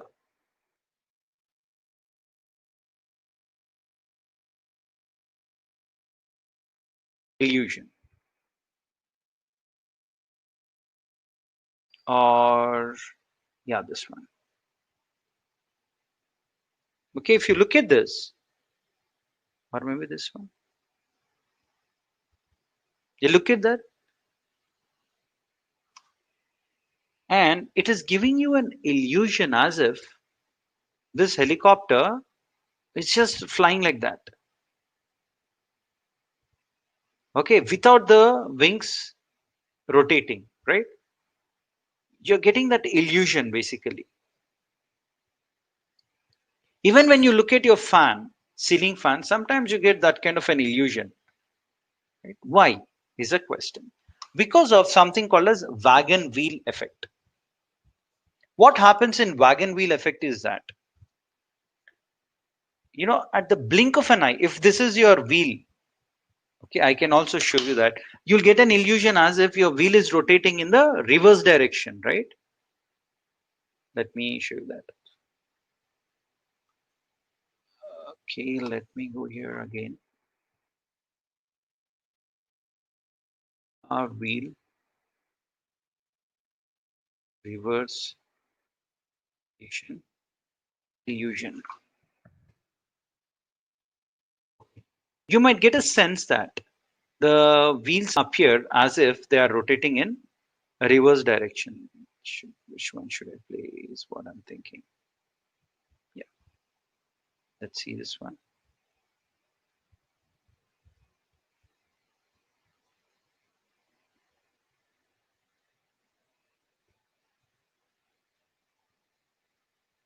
Yeah, look at this wheel here. The feeling as if it's not rotating, or sometimes you might get an illusion that it's rotating in the reverse direction. Reverse. So that's fine. So why do you get such an illusion? Is a question. Because of something called as wagon wheel effect. Your eye, human eye, will blink sometimes, right? And we blink at a certain speed. And when you're traveling at a rapid pace, what happens is When you close your eye, your wheel would have moved here, then moved here, and then maybe it is here. Within one blink of an eye. So you are watching this. The moment you blink, okay, the moment you blink your eye, that means you open and close your eye, you'll find as if your wheel point is here. Okay, and a blink of an eye, you'll feel as if you're here. So what illusion you'll get? First you're seeing this, next you're seeing this. You missed out this, this, and this. This moment you missed out, and you're seeing this. So you'll feel as if after this you're getting here. So you'll feel as if the wheel is rotating backwards, counterclockwise.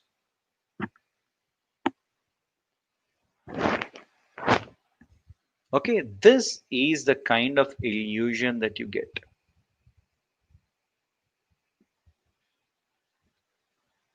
Okay, so these are two things that you need to remember: Nyquist sampling rate, and also this wagon wheel effect. Now let's take this image. We discussed that when you subsample, meaning when you reduce the size, or when you downsample, all mean the same. Downsampling, subsampling mean the same. When you do that, you first need to apply your Gaussian filter. Means what? You take your image. See that somewhere here? Yeah. First, I'll explain this and come back. You take your image. Okay. You first apply a Gaussian filter on the image. Then subsample. Then again apply a Gaussian filter. If you want to again subsample. Again subsample. Again take your image. You apply a Gaussian. And again you subsample. Keep doing it. When you keep doing it, the beauty is that you'll have something called as Gaussian pyramid. I'll give you a practical application here. Say you're using Facebook. On Facebook, say you uploaded your photo. Uploaded your team outing photo. And your Facebook gives you an option to automatically tag your friends.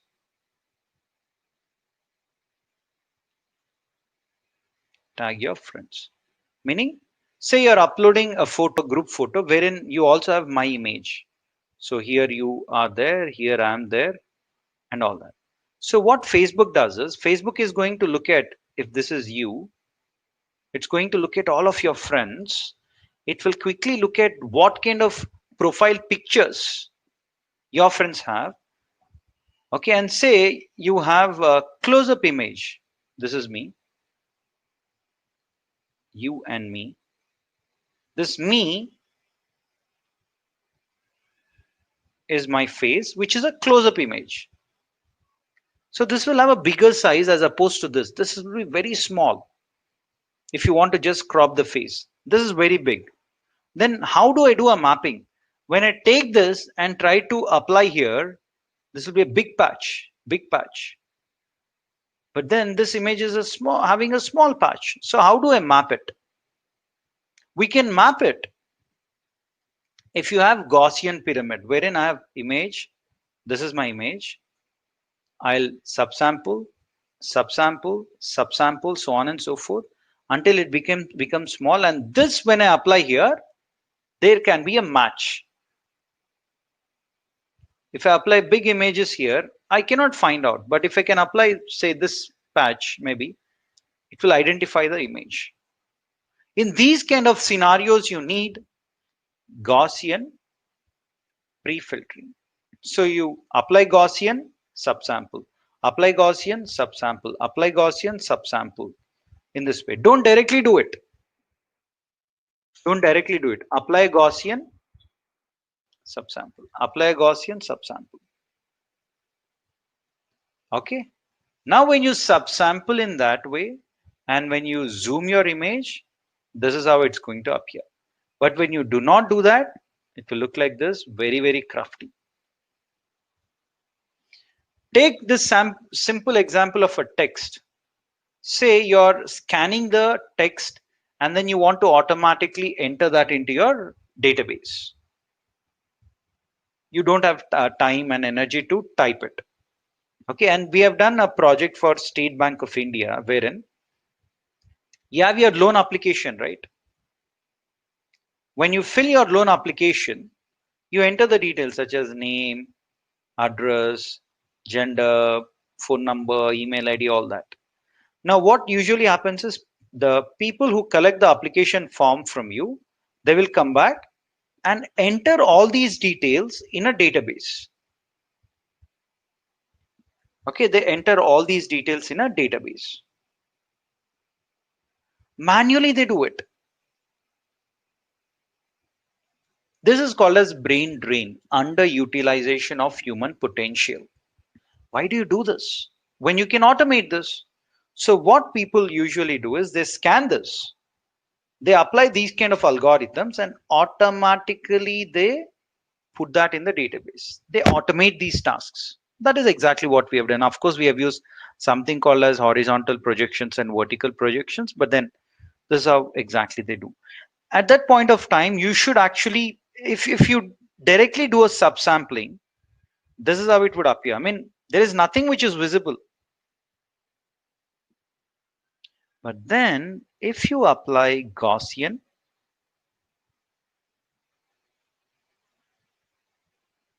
okay, if you apply a Gaussian filter, this is how it will be. And on that, you do a subsampling.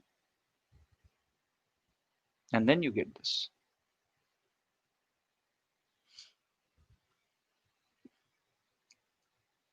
Okay, that's how it will be. This is an anti-aliasing effect. Look at this and look at this. You're having all those patches, yeah? Okay, so that's how you build a pyramid of images, and you can use it for satellite imagery that you get. Just that you keep reducing the size of the image. Apply Gaussian, subsample, apply Gaussian, subsample, apply Gaussian, subsample. Keep doing that. And it's easier for image recognition. So one more quick thing that we will discuss before we before we take a break, because after the break I want to get started with hands-on. Okay, hands-on exercise. So please pay attention here. If you are given a big image, how do you downsample it? We have looked at it. Apply Gaussian, subsample, apply Gaussian, subsample. Keep doing that. But then if you have a smaller image and if you want to make it 10 times bigger, what would you do? One simplest way is, if you have say 5 by 5, then repeat each row and column say 10 times. Take each row, repeat it 10 times. Take each column, repeat it 10 times. That would make your image 10 times bigger.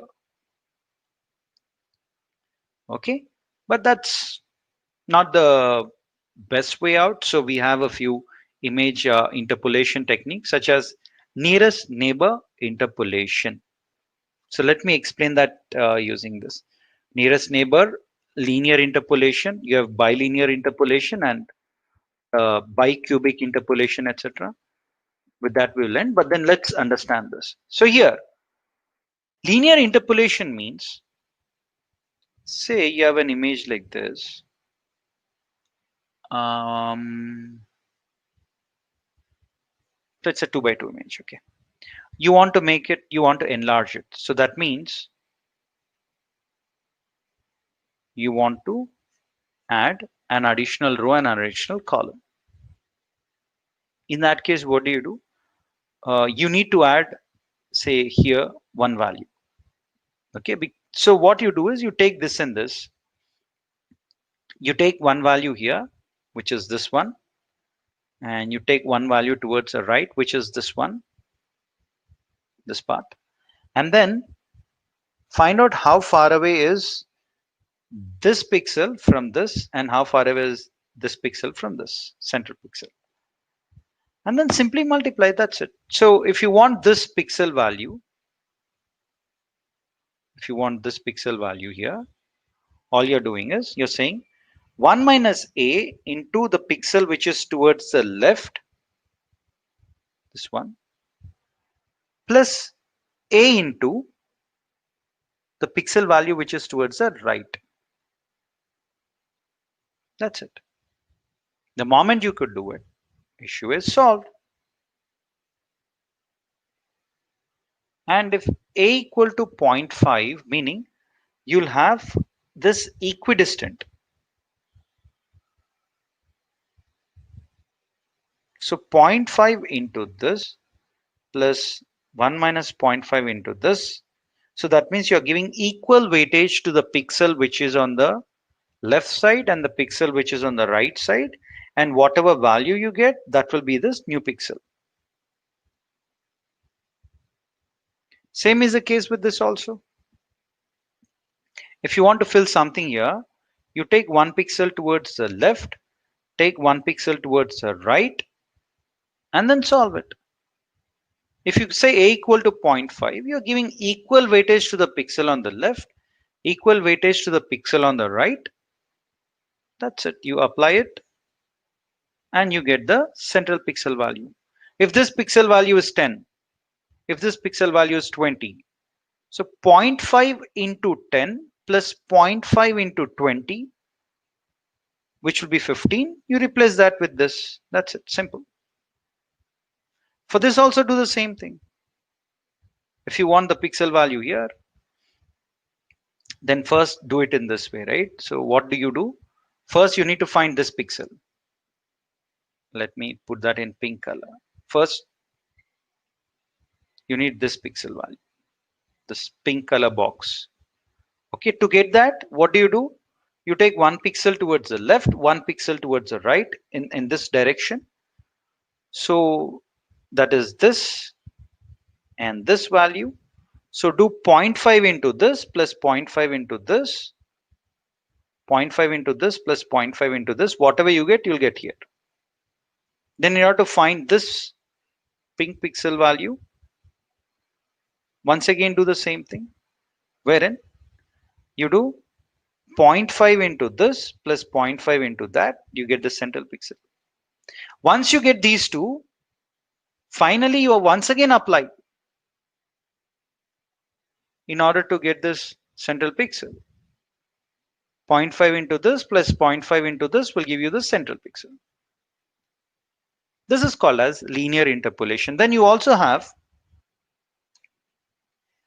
bilinear interpolation. Bilinear interpolation means if you want to find a pixel value here, you take all the 4 bordering values. In linear, what did we do?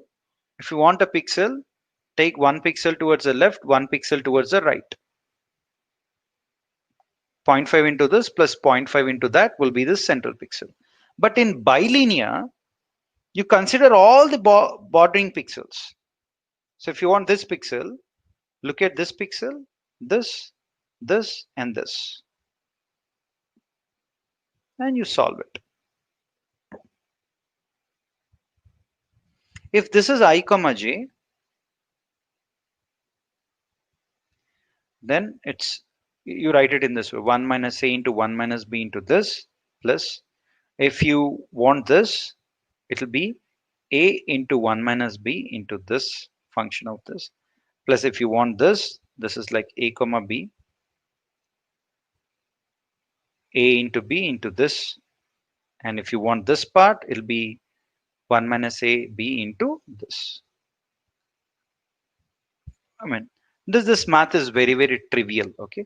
And then you also have bicubic interpolation. Okay, just to do a quick recap,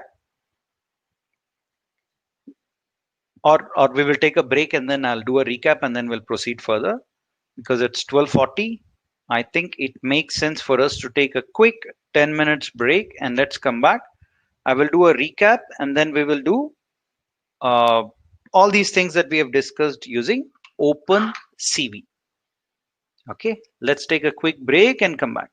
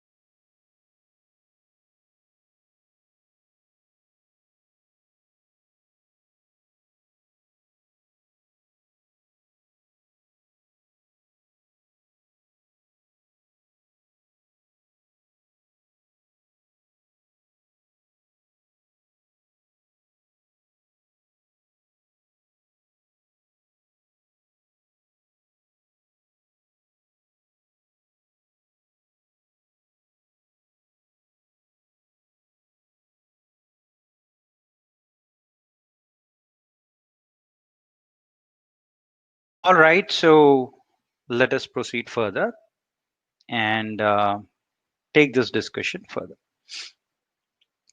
So we need to first discuss about, or let us do a quick recap. First, we discussed about edge detection filters.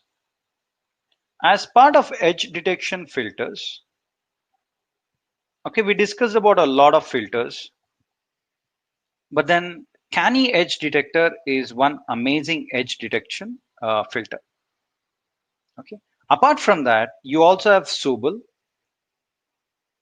we have Previt, and we have Roberts. Okay, and then we discussed about Canny Edge Detector.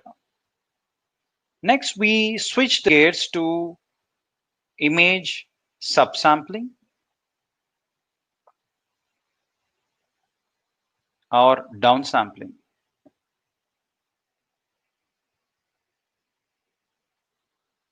And we have also looked at upsampling.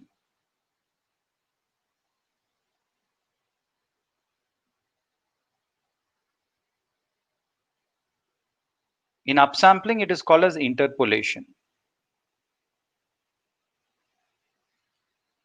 In interpolation, we have linear interpolation,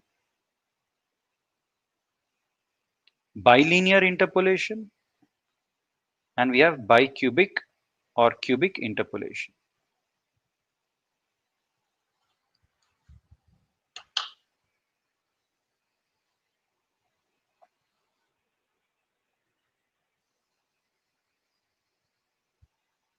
Okay, and now what we shall do is I'm going to resort to Python, and we are going to solve, or we are going to do this OpenCV stuff. For this, I need to get the OpenCV program code, and we are going to use this.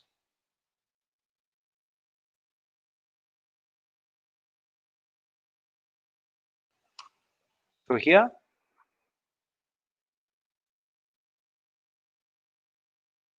we have the data. Okay, and we have covered until here wherein we split the data.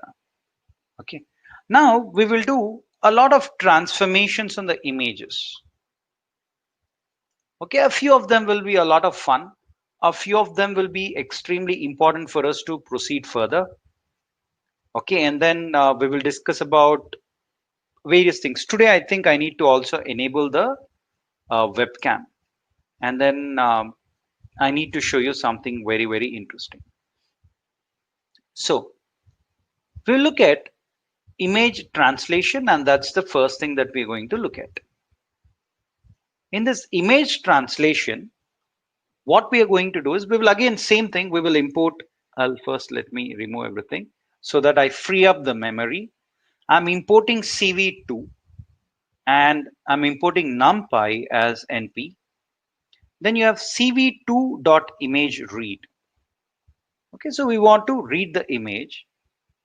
Let me read that image if this exists. Wonderful. So the image is of 256 by 256 by 3. 3 means it has 3 channels, 3 color channels. 256 rows, 256 columns, and 3 color channels. Okay, and then if you do this, wherein say image.shape colon 2. Okay, colon 2 means 0, 1, and 2. You're taking 0, which is 256. Here again you have 1, which is 256, and 2 here is 3 channels.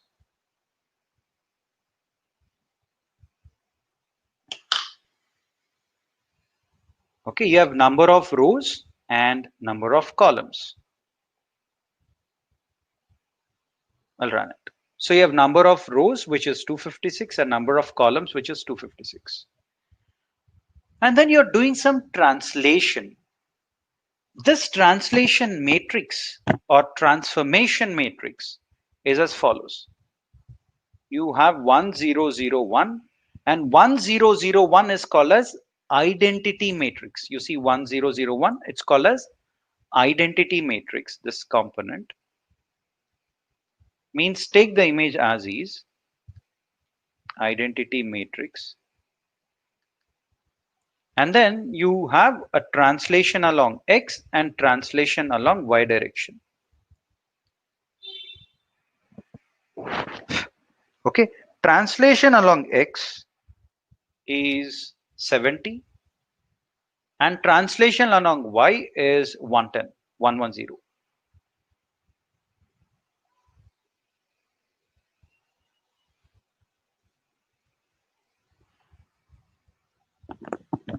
So we have translation along x. You are moving along x, that is, you are moving along x in this direction, right direction. When you say translation along y, you'll be moving along the downward direction. Once we create a matrix like this, okay, you put that into something called as translation matrix here. And then you do cv2.warp affine.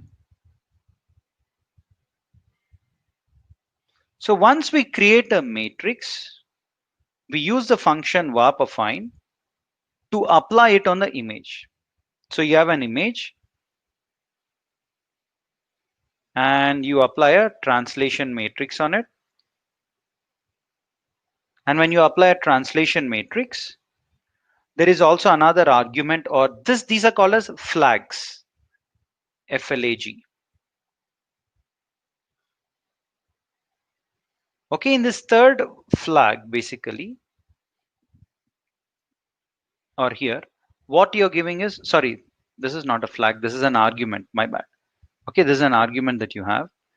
So you're saying I want number of rows and columns as that of the original image, and then cv2 dot interlinear. This is interpolation flag. Interpolation flag. And you're doing an interpolation here. Okay, so what would happen? Let us see. So you're taking an image, applying a translation matrix, and you're saying I want the window size to be similar to the original image. If the original image is like this, you want the window size of the output image also to be the same, and you want to do linear interpolation. And then you say cv2.image show. In that you want translation. Okay, the window name should be translation, and within that you want this translated image. Let me run it. There we go. So you knew on how our original image was, right? So you're ensuring that whatever size you have,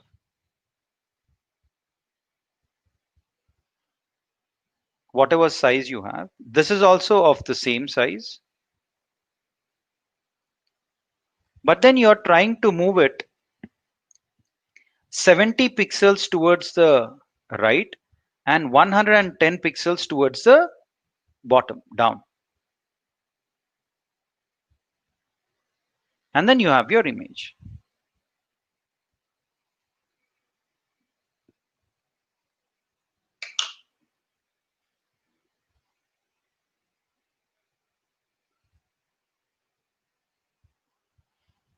Now, there is yet another translation. What are we doing here? I'm saying that, okay, since this image is getting just cut there, it's getting disconnected there, kind of. You're not able to see the complete thing. So if I were to see the complete image, what I will do is, I'm going to extend this in the output that you're seeing. I want to extend the number of columns by 70 because you have 70. I want to extend it by 70 here. And here you have 110. So I want to extend it by 110.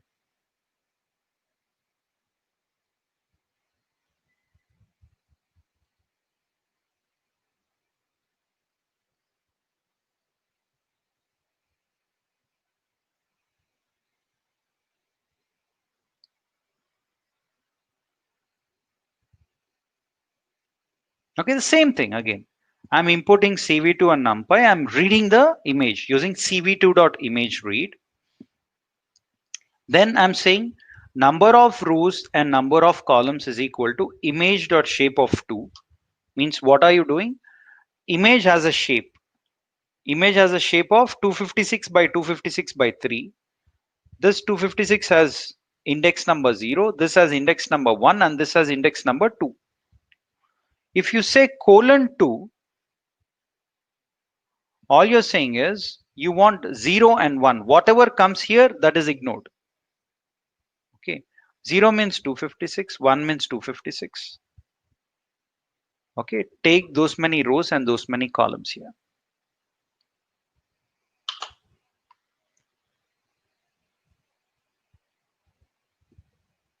And you load it. So CV2, NumPy, this, and this. Then what we are saying, NumPy dot float. You are now creating a translation matrix. And as we have already seen, translation matrix will have 1, 0, 0, 1, and 70 and 110. So it's 1, 0, 0, 1, translation along X and translation along Y. Translation along X is 70, translation along Y is 110. You have it.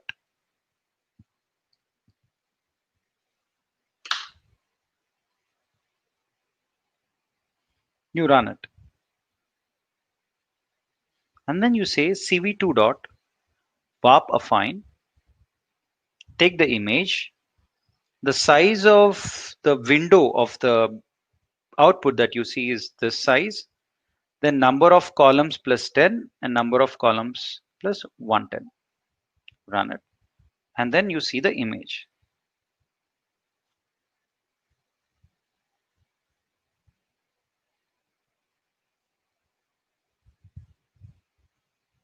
Okay, so you have the image here.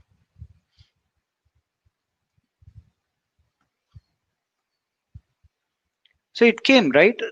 Your box size ideally would have been like this. But what you're doing is you extend it by 70 pixels here. You extend it by 110 pixels here. And this is how you get.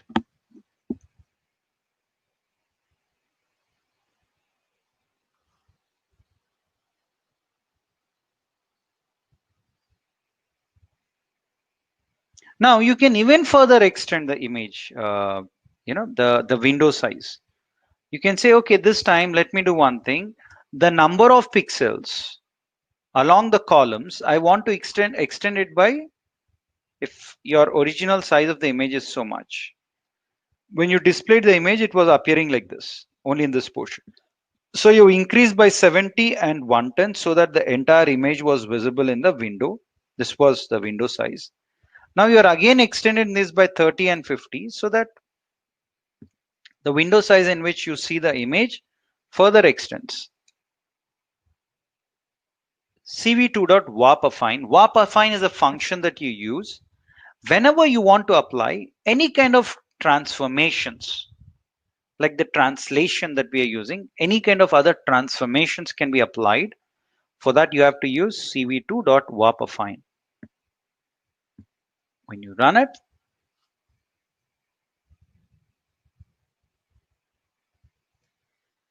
why is it going in this way?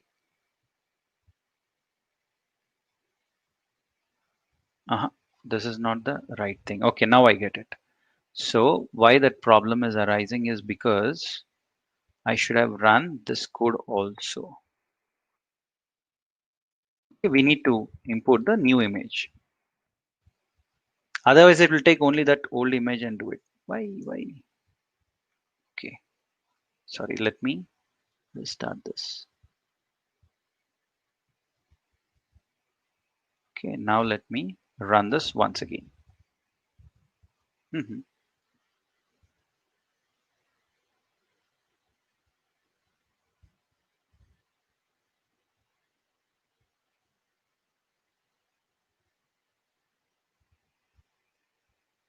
One second, let me run it. cv2 numpy read the image. Okay, number of rows, columns. You have a translation matrix. You're applying it, and then you want to view this image translation of translation. Yep. Yeah, here we go. Right, this is the kind of I don't know. Okay, sorry, my bad. Again, I've run this border pixel wrap. What's going wrong with me? Okay, so sorry. Let me run these once again. Importing the files, loading the image, number of rows and number of pixels have been taken. And it's 256 and 256. Here we have the translation matrix, and I'm applying a warp affine.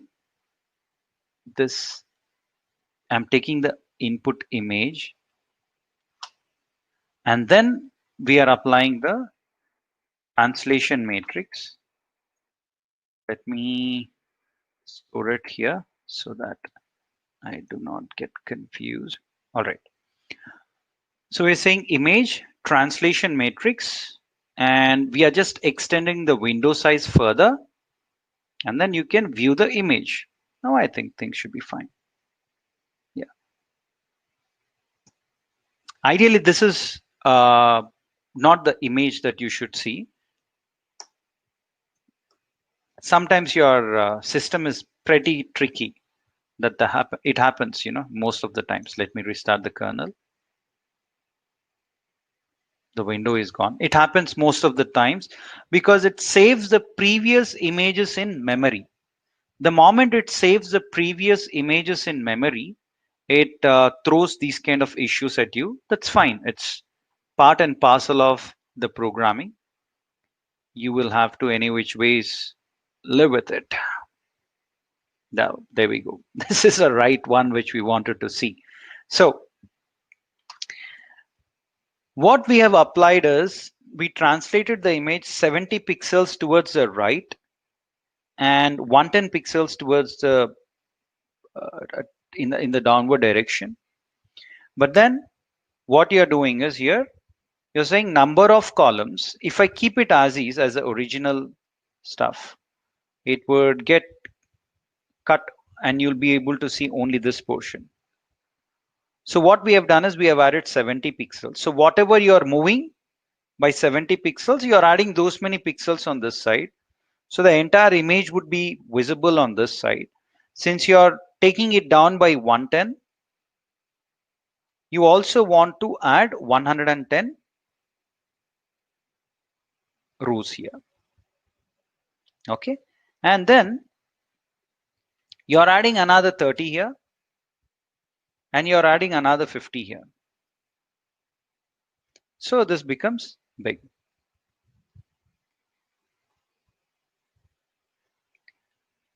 Right, this is what we have done. And one more thing is, when you have those border pixels, what do you do with that? Say I'm translating the image by 70 and 110. Okay, if you just do a translation, what would happen is you will be moving your image 10 pixels or 70 pixels towards the right and 110 pixels downwards. And you're saying now that I want to apply this translation, whatever is being applied on the image, and then I want to take this image and then apply this translation matrix on that image and the resultant. So this is your input image that you have taken. You're applying this operation, and then you have an output image. This output image, you want to display it in a window size which is similar to your original image. Your original image, if it is 256 by 256, you want to use the same window size to display your image. And here you're applying linear interpolation for the missing pixels. Okay, and you want to do a border. You want to do a warp affine. Okay, so you're doing a border wrapping. Sorry, not warp affine. You're doing a border wrapping. We discussed about the border pixels issue. right? Bordering effects. How do you handle this bordering effect? You do clamping, you do wrapping, all that. So we are trying to do this wrapping. And one means you want to take one pixel and move it throughout. So let me run it and then explain it once again.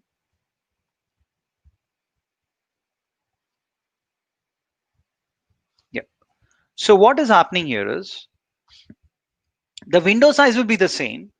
You're moving your image by 70 towards the right and 110 downwards. Okay, and then what's happening? You're doing an interpolation and you're having a border wrapping. So you take the last pixel, you move it throughout. You take the last pixel, you move it throughout. You take the last pixel and move it throughout.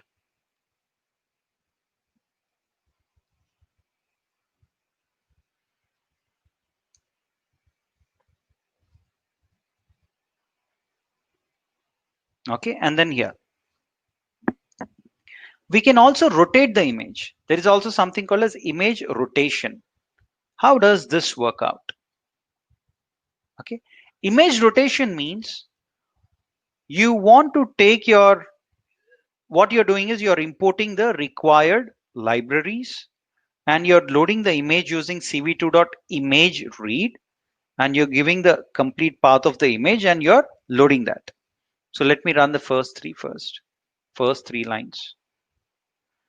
Then you're going to your image dot shape, which will give you 256 by 256 by 3. You're just taking 256 and 256. Index number 0 and index number 1, and you're storing it in number of rows and number of columns. Then you're applying this function called as get rotation matrix of 2D.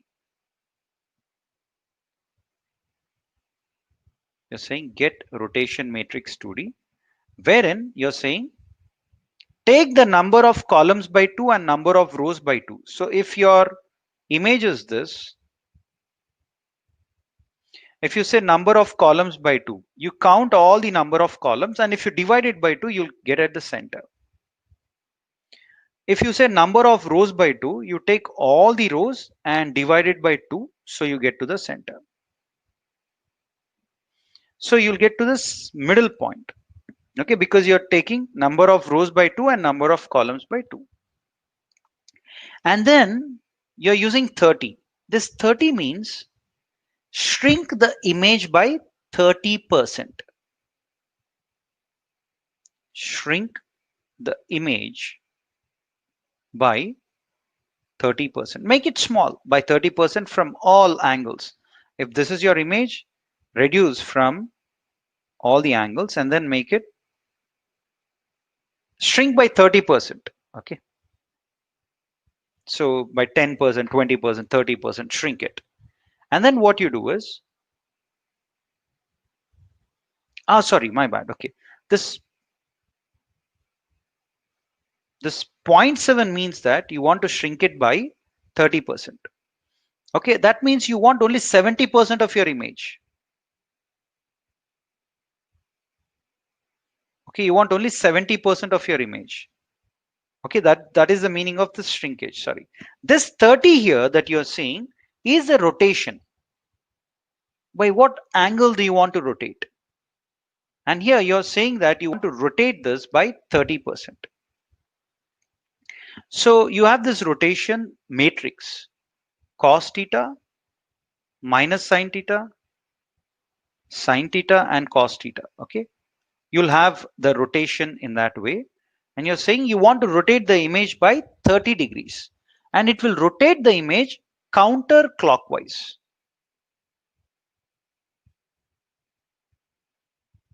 Not clockwise, not in, if your image is like this, you want to rotate by 30 degrees, not like this, but you want to rotate it like this, counterclockwise. So if I were to run this, let's see what happens. So you're getting that rotation matrix in place, and then you're saying cv2.warp affine. You take the image, apply the rotation matrix, and ensure that the output image has the same number of columns and rows. There we go. Run it here. Yeah, this is how it's going to be. So you take the center and then you rotate it counterclockwise, anti-clockwise by 30 degrees, and shrink, make your image smaller by 30%. So only you have 70% or 0.7 of the image. This is another thing. Then there are multiple ways of rotating your image. Okay, all these are those different ways of rotating your image basically.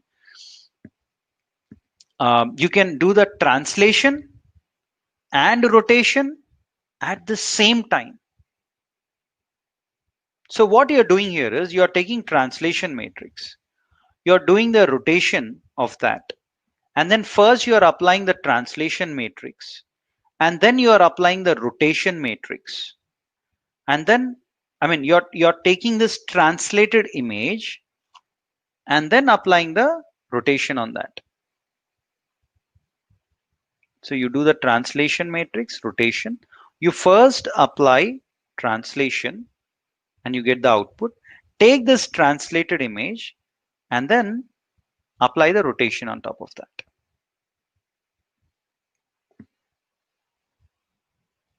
Then you have the rotated image. There we go. Translated and rotated. And you're not shrinking the image. You're taking the same size image. You're rotating it by 30 degrees counterclockwise, and then you're using it further.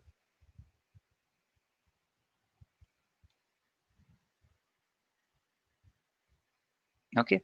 And this part, if you're a little confused on this part, it's very, very easy. Translation matrix.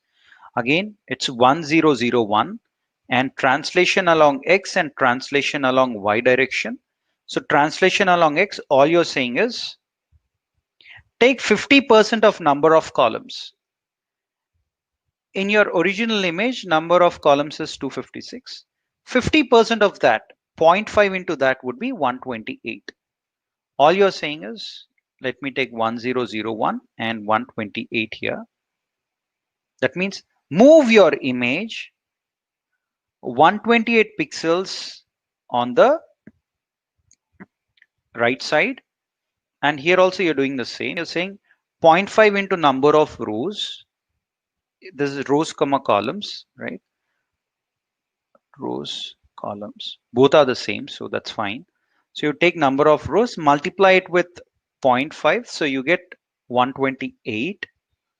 So move it downward by 128 pixels. So you're just moving it down in that way. Okay, that's the meaning of translation. And since you're moving it down by in this way, how it would appear your image, if your original image was like this, then it will move in this way. Hence you're saying your output image, when you do this, your output image should be twice as large as this. So what would happen then? You'll add, you're moving it 128 towards the right, so you're adding 256 here. You're moving 128 here, and then you're adding 256 here. 128, 128, 128, 128 in that way.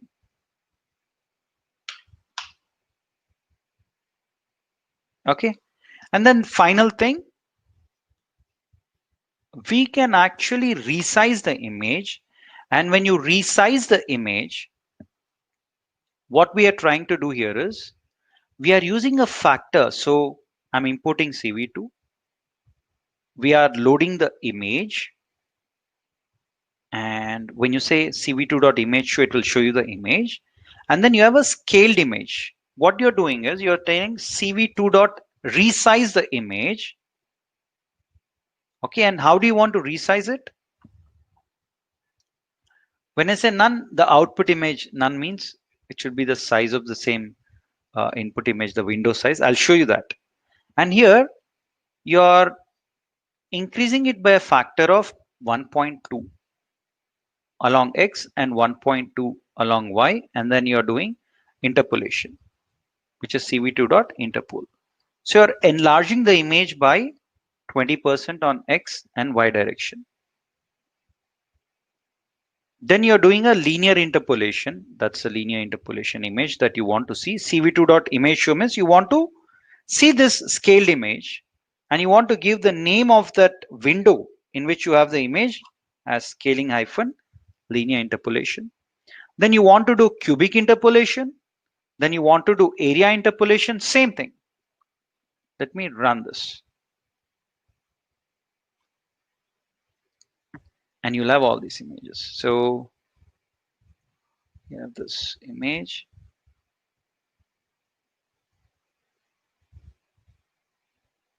Where are the other images? Let me do this.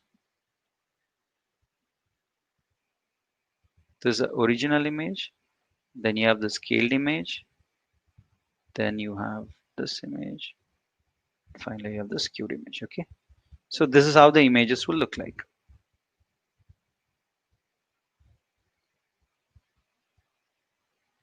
So you have your original image, and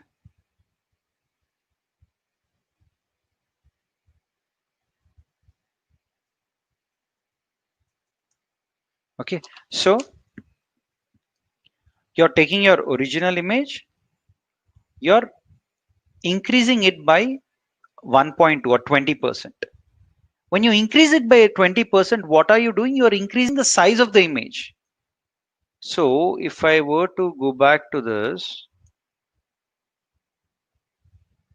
what did we do here? We were discussing about this, that if you have an image and if you want to make it bigger, that's called as upsampling or interpolation. Okay, and we discussed about the various interpolation techniques. And when we do that,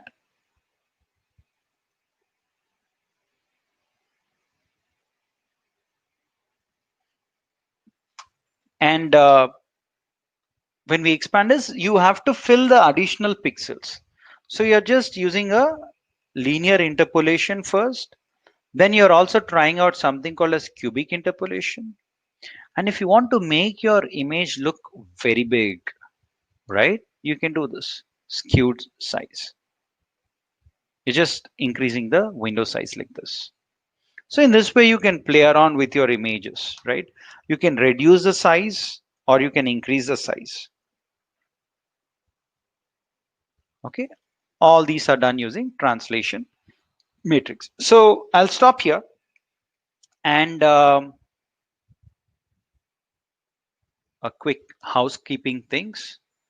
So quickly, we have the attendance form which is placed here. Okay, and please give your feedback. Yeah, Ramesh Kannan, you can do it. You can write a loop and then do it. Okay. Yeah, we will learn that. We will learn all that, Supriya. Okay, so for now, please give your attendance. Okay, and you'll get a certificate upon your attendance.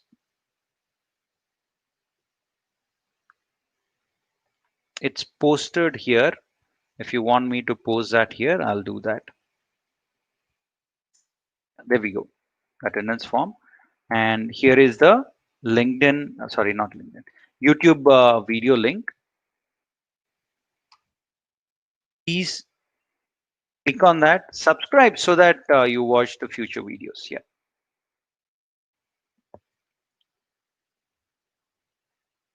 And the quiz will be posted on our Facebook and LinkedIn. Practice it so that you will get to learn new things.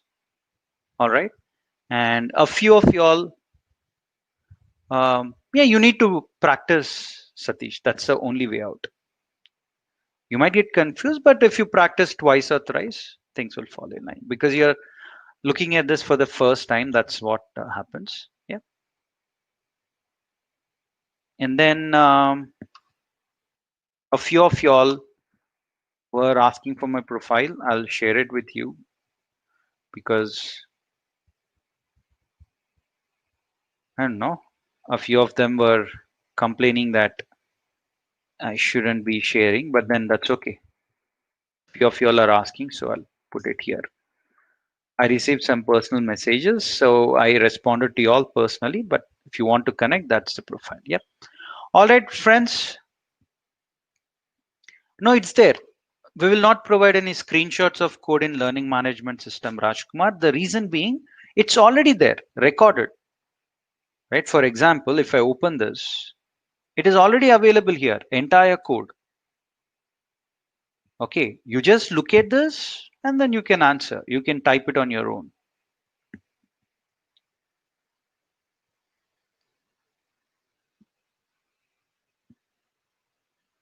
Yeah, Nagaraj, you'll get it. Yeah, you first complete this, Satish, and you can reach out to me. I'll have a conversation with you to understand your understanding, and then I can share more. Okay. All right, friends. Thank you so much. Attendance link is provided on the chat window. Once again, I'm posting it. Thank you all so much. No, it won't be. It won't be. Let me know which part is blur. I will open that in the class and then show you. Yeah.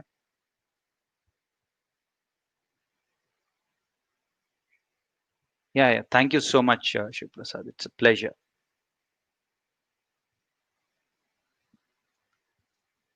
Okay. Thank you all.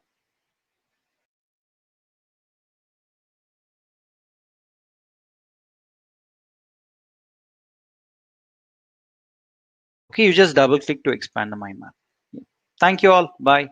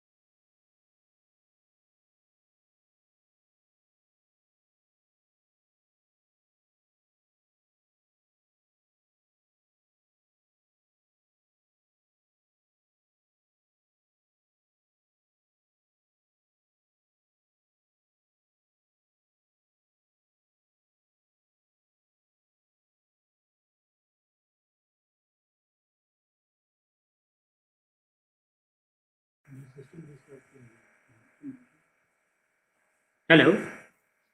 Friends, are you able to hear me now?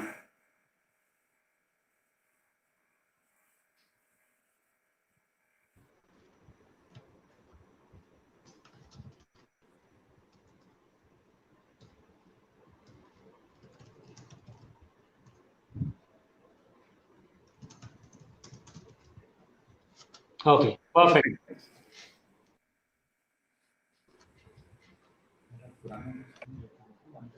Great, wonderful. Yeah, thank you. Thanks for the confirmation. Okay, let me share the screen as well.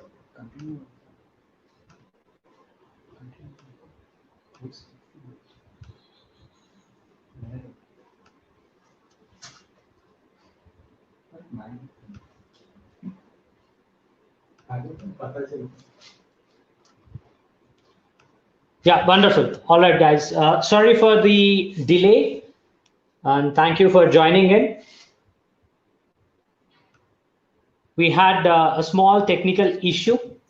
We have sorted this out. Thank you for your patience. Let's start the session. Before that, right, let me welcome you all for the FDP program. We are going to deal with data science program using Python. Python programming is the go-to programming language in the space of data science, statistical analysis, AI, and it is anyways a generic programming language which is being used by all the walks of IT industry. It can be used for developing video games. It is used for developing a QA code, right? Anything can be done using this particular Python programming. So that is a small intro, friends, about the program that we are going to deal with. But before I begin, let me introduce myself. Well, this is me. My name is Sharad Chandra. I'm a data scientist, big data engineer, of course. And I have overall 15 years of experience in the space of IT. And I was part of more than 50 plus projects. And predominantly, most of them are in the space of analytics. I happen to be the director of InnoDataTix, and I'm a senior data scientist, freelancing consultant working for 360 Digit MG. This is my overall profile. So I'm coming from basically from an Oracle Corporation MNC. And later on, I started with InnoDataTix. And to talk about a couple of the recent projects that we have accomplished. We have done automotive analytics to predict upfront on which component of a vehicle might go down. We also have done with HR analytics. I have worked on this extensively. We are developing a product, in fact. It's almost ready to be released. Very soon, you'll be hearing about this product. We've also worked on a lot of industries like aviation sector, manufacturing sector, life sciences, healthcare, so on and so forth. And I'm, as I said, a consultant. I also work with various other institutions as well. And I also am a faculty, visiting faculty for BITS Pilani, Watson Business School, my bad. Watson Business School, and a bunch of other universities and colleges. So that's a brief intro about me. And yeah, this is my LinkedIn profile. If anybody wants to connect with me, I request you people to connect with me over my LinkedIn profile. This is my profile. Right. And this is our website, 360 Digit MG.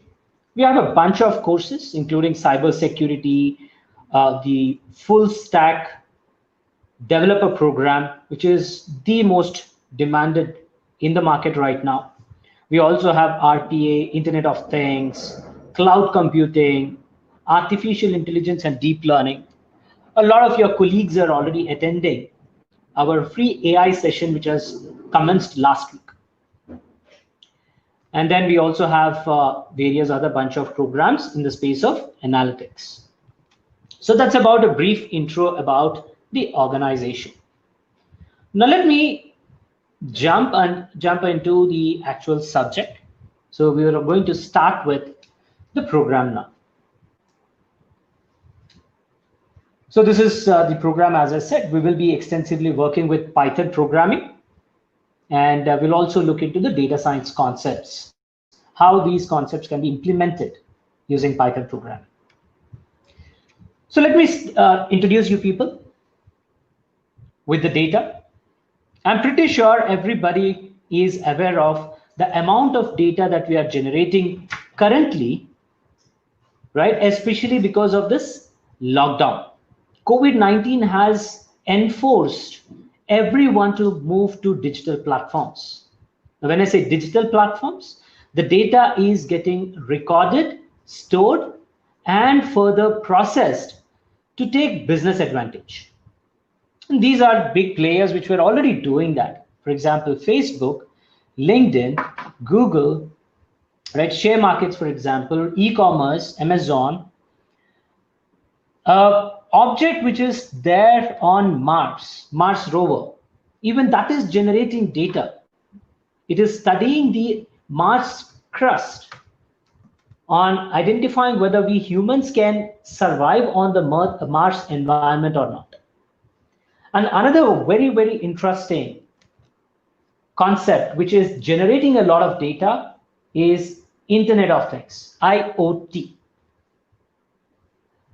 Internet of Things is a study which basically is enabling the devices to talk to other devices. It is generating a lot of data. Machine to machine communication is being enabled because of these sensors, right? And this data will be captured again and then processed further to take a informed decisions. One of such implementation we have performed in manufacturing sector to make the entire manufacturing sector production line, one of their production line, automated. So this is into food and beverage industry. They had this production line where there's products were getting manufactured. Right from the filling of the bottle, blowing out of the bottle, till the packing section, everything is automated thanks to IIoT devices, Internet of Things in the industry, IIoT, Industrial Internet of Things.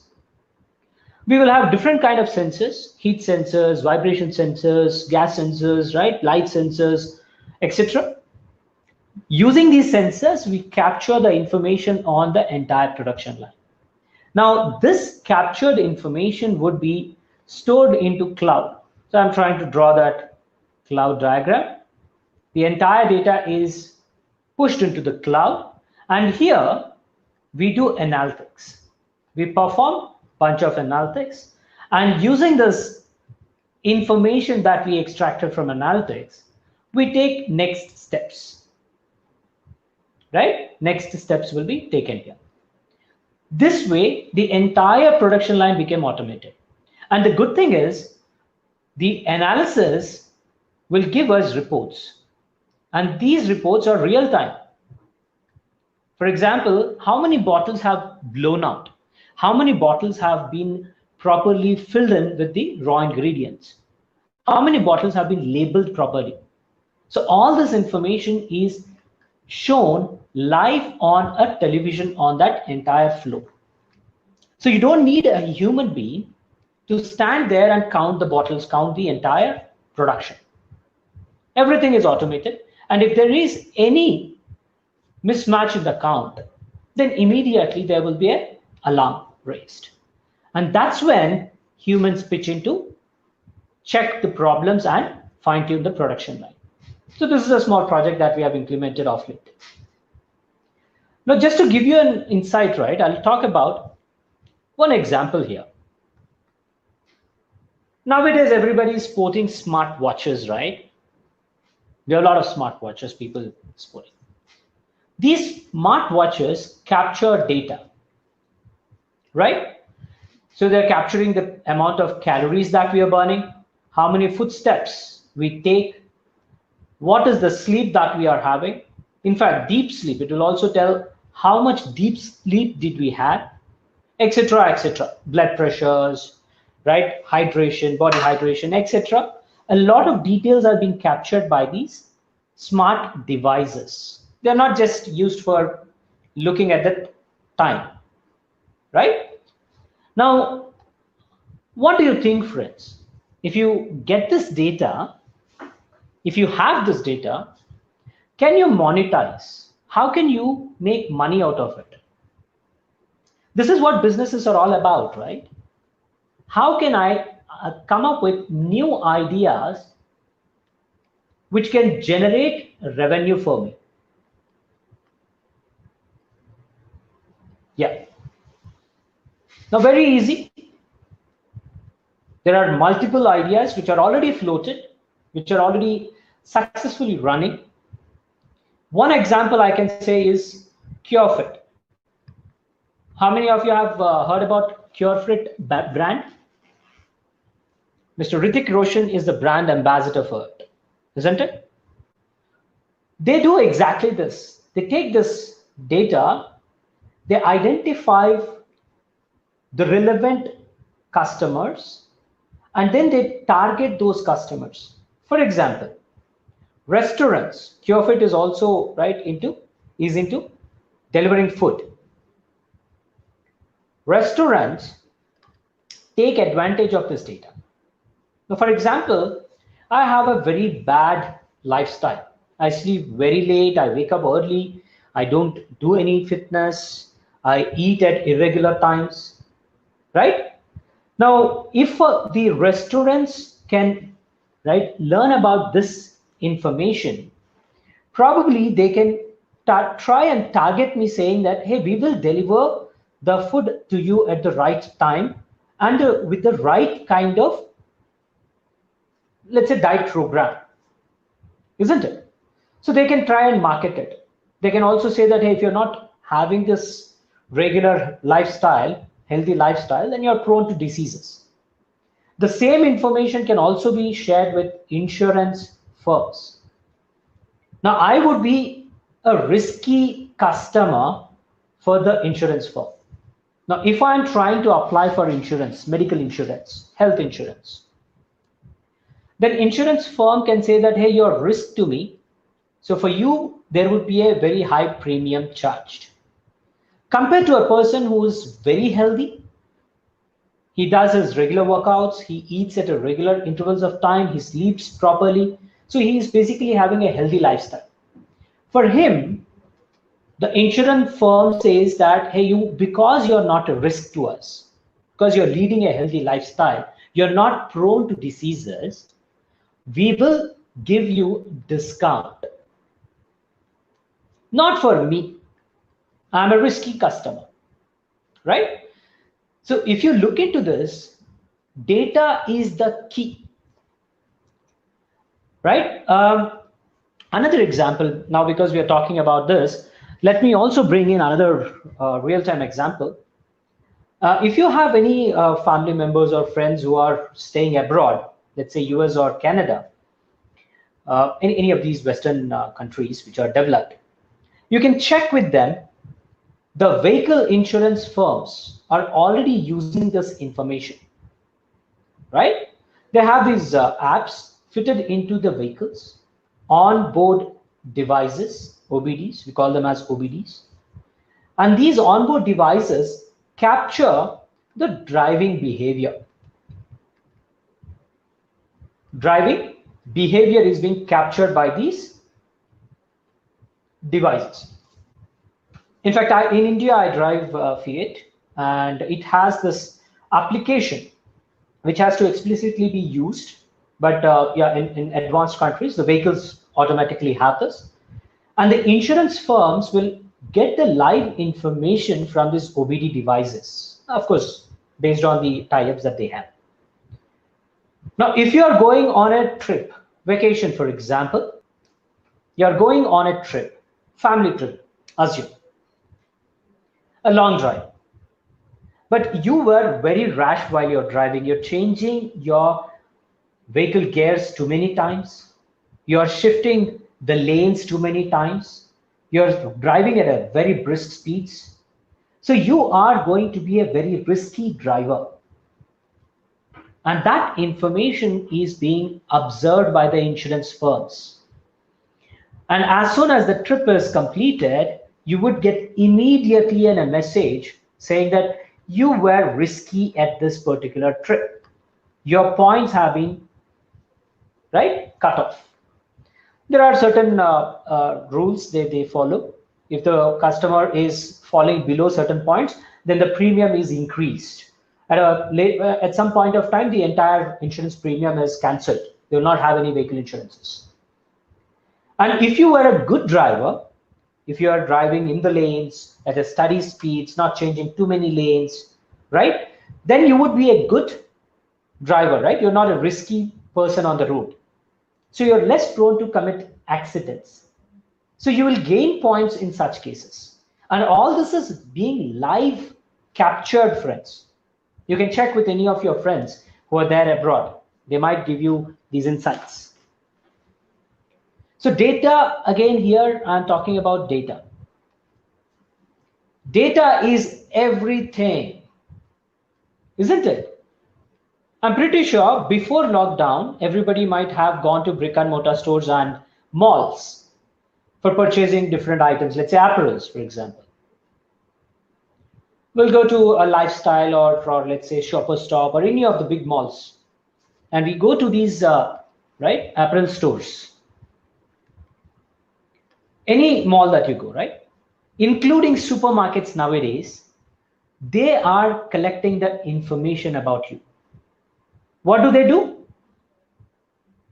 They give you membership cards, right?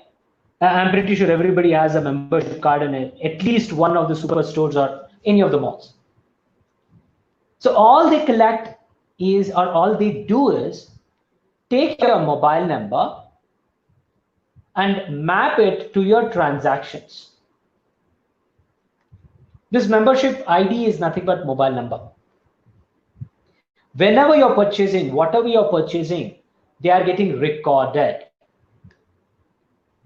And I, as a store owner, I keep collecting your data, and I will be able to identify your purchasing pattern. Data is the key again, because it is telling me about your purchasing behavior, right? Now, how do I take advantage of this? Let's say when I looked into your purchasing behavior, probably you are a customer who are purchasing only when there are offers rolled out.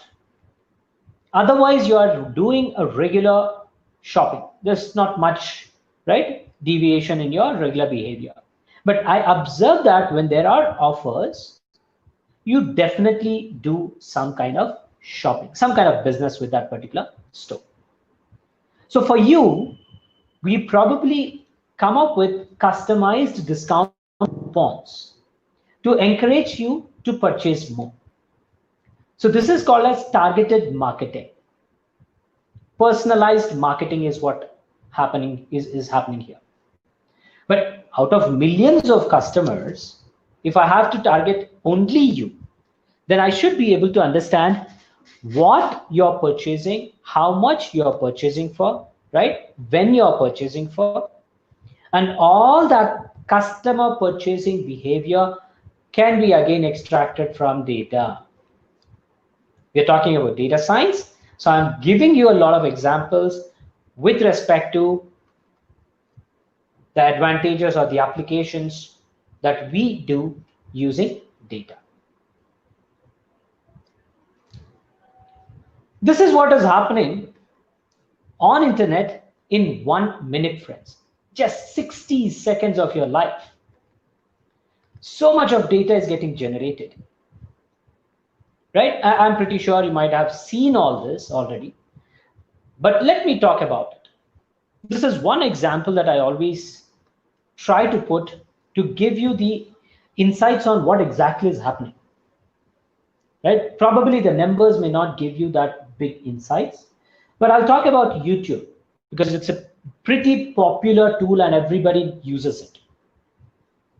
It is said that within this 1 minute time, that is 60 seconds of your lifetime, there is around 500 hours of videos which are getting uploaded into YouTube. In 1 minute, across the globe, people are uploading 500 hours of video. That's a staggering number, right? A huge number. Now, why we need to actually look into data science, why we need to talk about machine learning, artificial intelligence? This is one of the classical examples which give you the exact application, and you would be able to appreciate what AI can do for us, what data science can do for us. Now, in this example, imagine you are the employee of YouTube, friends. You're working for YouTube, assume, right? And your daily job, which is for 8 hours, is to do just one thing. Review the videos which are getting uploaded, and then classify whether the video has been loaded into the right category and right subcategory or not. That is all you have to do. Look at the video, tell whether, okay, this is into the news section. Yes, it has been properly assigned. This particular video is educational. It has to go into educational technology. Education category, technology subcategory. That is what you have to do. That's all. But if you look into the practicality of this job, you are going to see 500 hours of new video getting uploaded into YouTube in a span of 60 seconds. That means you have to work for 8 hours, 60 minutes into 60 seconds. So this is the amount of video that you have to review every day. Will that be possible humanly? Will this amount of data being processed by a human be practically possible? This is all we need to understand. Will it be practically possible? Obviously not, isn't it? So this is where we bring in data analytics, machine learning capabilities, right? ML capabilities. Training our machine, that is your computer, machine learning, right? You're giving the training so that it learns on the videos. We are going to train the computer on the videos, the YouTube videos, historical videos, of course, and I'm going to tell that computer saying that, hey, if you see this kind of video, then it belongs to category 1. If it is this video, category 2. So on and so forth, you are going to teach the computer just like how you are going to teach a small kid. Eventually, computer will be figuring it out on, if I get a new data which is of similar to this pattern, then I have to categorize that into category 1. This is how your machine learning is going to help you, because machines have computing capability. They do not have logical thinking capability. So you are going to give that thinking capability to computers as a developers. That's all you have to do as a data scientist, as a machine learning expert or an AI expert. You are training the computers so that they assist you in doing things which probably humanly may not be practically possible in a given limited time frame. Right? So that's a small example that I wanted to talk about.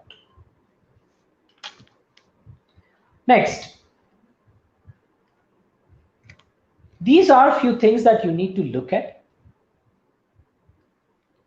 I'm not sure if anyone has worked with these devices. Assuming you have, at least few % of people have looked into this. Let me ask a poll here. Let me take a poll.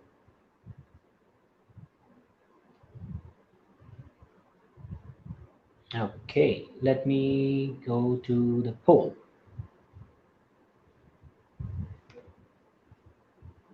Okay.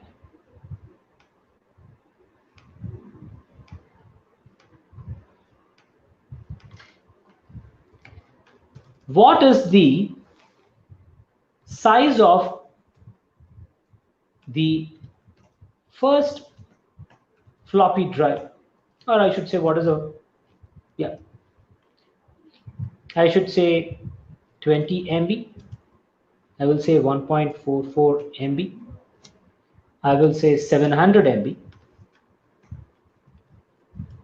And I would also say 1 MB. Or I should say 1.5 MB. 2.5. That would be more appropriate. Yeah, please answer the poll, friends. Let me see. Because that is really exceptional in the options, is it? Okay. 2.5 MB, 20 MB. Okay, good. Nobody's saying 700 MB. Okay, nice. 20 MB is coming down. 2.5 MB is okay, still increasing, it's down. All right. So I used to work for, as I said, Oracle Corporation, and we used to do a lot of implementation, the software implementations. And this software was a very beefy software. Generally, it's big softwares that we were installing for our customers. Those days, we used to have floppy drives. A big box of floppy drives were there. Right? These are tape devices. And each of this tape device is capable of holding 1.44 MB, like majority of you people have said. So imagine my condition those days. I used to set up the software, and there were close to 35 floppy drives that I used to change. Right? So it says install the first floppy drive. I used to install it, start the setup, and as soon as the setup installation starts, it asks us to enter the second floppy drive, send it, put it, third, fourth, 35 floppies I used to put it. But those days were very good, friends. I was really happy because I used to have a bunch of floppy drives and I used to have a lot of data in that. Right? It used to be like so much of data. 1.44 MB data was like very good amount of data storage device. Later on, we had hard disks, right? We used to try and move these hard disks directly. Of course, that's a later point. After floppy drives, we had compact disks, then we got DVDs, then we got the flash drives, right? Memory-based, the chip-based flash drives. Now, in fact, your mobiles come up with micro SD cards, which are even less than your nail size, and they're capable to store 512 GB, half a terabyte storage. In fact, now mobiles are coming up with 1 terabyte storage space. So look at the transition, the digitalization that we are going through. We are lucky, right? We are lucky to see the digital transition that we are going through now. Probably, right, our past generations, they were not so lucky. And our future generations might see maybe even weird things that we like COVID-19 and all those things that we are seeing. It could be even weird. But I would definitely say we are at this point of time really lucky to see how computers are changing. Computers are getting revolutionized, right? So this is called as a quantum computer, which a lot of organizations are now speaking about. Physics. I was very poor in physics. It talks about quantum physics. That's the technology which quantum computers are using. And this quantum computer the this processing unit is very small processing unit, but the device for the computation is very big. It's like a one complete room. You can see a a lot of YouTube videos. IBM is showcasing their quantum computer right, processing and all that. A lot of research is happening here. And you know why I'm talking about this specifically? Because of its capability to process the data. November 2019, if I'm not mistaken, yeah, it's November 2019 or December. Google has come up with a statement saying that they had a problem, some mathematical problem, which computers have to solve. And that would have taken 10,000 years, it seems. Right? It is a problem which would otherwise have taken 10,000 years if they used their computers. I'm talking about organizations, supercomputers. This is the complexity of the problem. But they claimed that their quantum computers solved it. Can you take a guess on what is the time? Has anyone read about this article? This particular quantum computer of Google said that, they claimed that this 10,000 years problem was solved under 4 minutes. I don't remember exactly, it was 3 point something. So it was under 4 minutes. Now imagine what happens to your supercomputers once quantum computers are coming into the picture. We are trying to compare the performance of a computer which is 10,000 years to 4 minutes. You can again Google it, right? Or if you're using any other search engines, you can do that. And you can read about those articles, right? So staggering speed, staggering technology. We are lucky to see all these things. And we are going to see a lot of additional things as well. Now, coming to the application part. Now, whenever we talk about analytics, right, friends, the analytics is classified into these 4 stages. It depends on what problem you're trying to solve using data. Data is the key. I keep on saying this. For the entire duration of the program, I would stress on the data itself, and I would repeat this statement. Data is new oil. As more data, they are going to become more powerful. Right? Now, the 4 stages of analytics are descriptive, diagnostic, predictive, and prescriptive. How do you understand this? Right? Let me explain this. You're trying to solve a problem. Okay, let's say you're working for a university. I'm assuming everybody is a faculty here. It's a faculty development program, so I'm assuming everybody's a faculty in a way or not. Now, let's say your dean of the university or management of the university is seeking some information from you, saying that, hey, what happened to the performance of the students last quarter? I want to see a report on that. Right? So this question would trigger you to generate a report. You are going to look back into the last quarter, look back into history, right? And this history was stored in some softwares. The data is getting stored.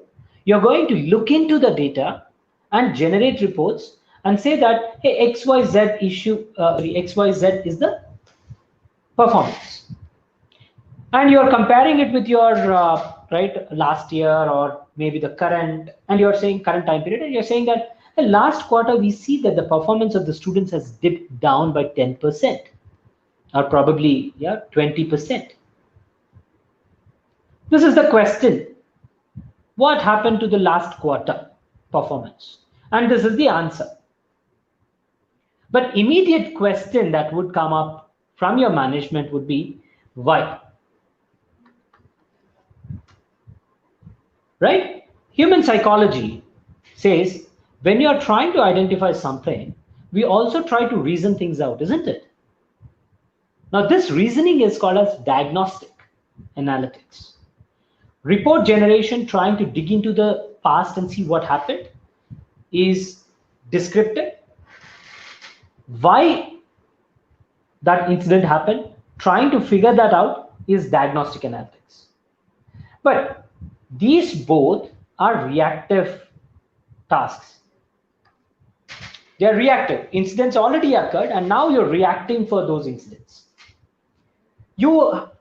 If you are basically proactive, you're going to say that, fine, I found that there's 20% dip in the last quarter, and because of the lockdown, we see that this dip has come up, and it is going to continue the same. So I predict that the performance is going down further. It's going to happen, it's going to go down to 30% next quarter. If you can upfront predict this and inform your management, then probably you can strategize a better solution. You prescribe, you come out with some solution to handle this. That's conducting a lot of workshops, trainings, online trainings, conducting online examinations, etc., etc.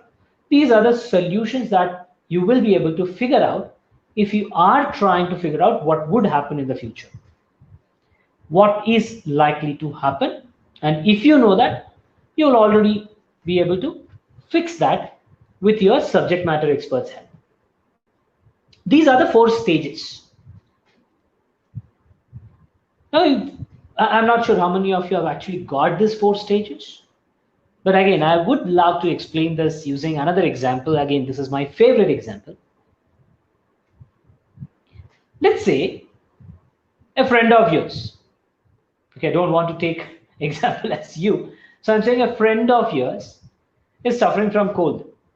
Now at this stage, at this time, suffering from cold, God help us, right? Treatment is not available, doctors are not available, etc., etc. You're on your own, right? Now we'll talk about a small example here. Assuming there is no lockdown, world is a normal place now. So a friend of yours, XYZ, is suffering from cold, is not good health-wise. So we take him to doctor. We visit a doctor. And in the first consultation, when you are trying to meet the doctors, when you're trying to have a conversation, doctor is asking you a bunch of questions. And what you do? When I say you, this XYZ, your friend, is trying to describe his symptoms. He's basically explaining what is his experience currently is, or past is. So description is happening here, describing the problem, what happened or what is happening. Then doctor says that, okay, go and get blood test, urine test, whatever the nonsense test that they would ask us to get it done. Very important tests, though we feel it is not required. But for doctors to confirm on what are the factors which are causing the problem, which are causing this discomfort for you, or sorry, your friend. To figure out the factors, we need to get these diagnostic tests that doctors are prescribing. Factor analysis, right? So this is reactive. Now, from this information, doctor can have a concrete decision or concrete idea on what exactly is causing the problem. And from this information, he would predict, saying that you might get a problem A, B, C, or your friend might get a problem A, B, C if the treatment is not given. So what he's doing here? He's predicting, forecasting, saying in future, you end up getting ABC problem. Now, because a doctor is a subject matter expert, he will give medicines, solution to your problem. When you are falling sick, you don't talk to your friends. You don't talk, of course, you talk to your friends, but you don't take consultation from them, right? We need specialists, doctors, who can give a proper solution to you, right? So the 4 stages of analytics starts right from descriptive and then goes into diagnostic. Generally, these two are coupled together. Using this historical information or the knowledge that we accrued from this historical scenarios, we try to predict the future, right? And then once I know the future, we will try to find out solutions as part of prescriptive analytics. So this is basically the 4 stages of analytics. Remember, you are looking into data science, data analytics, right? So these stages is what we are going to eventually try and address. I'll talk about this one example,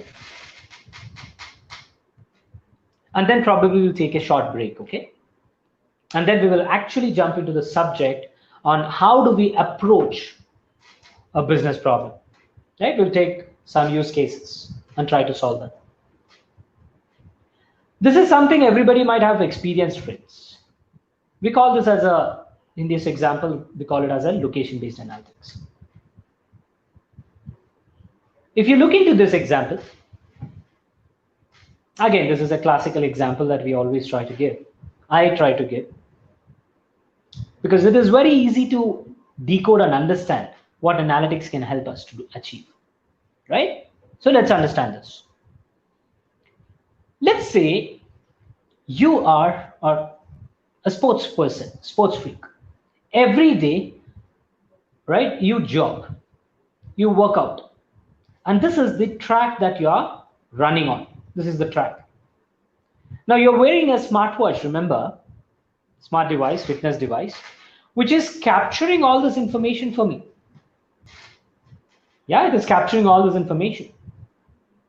And yeah, we share this information on social media, public forums, saying that, hey, today we have worked out for right this much time and we have burned these many calories and etc.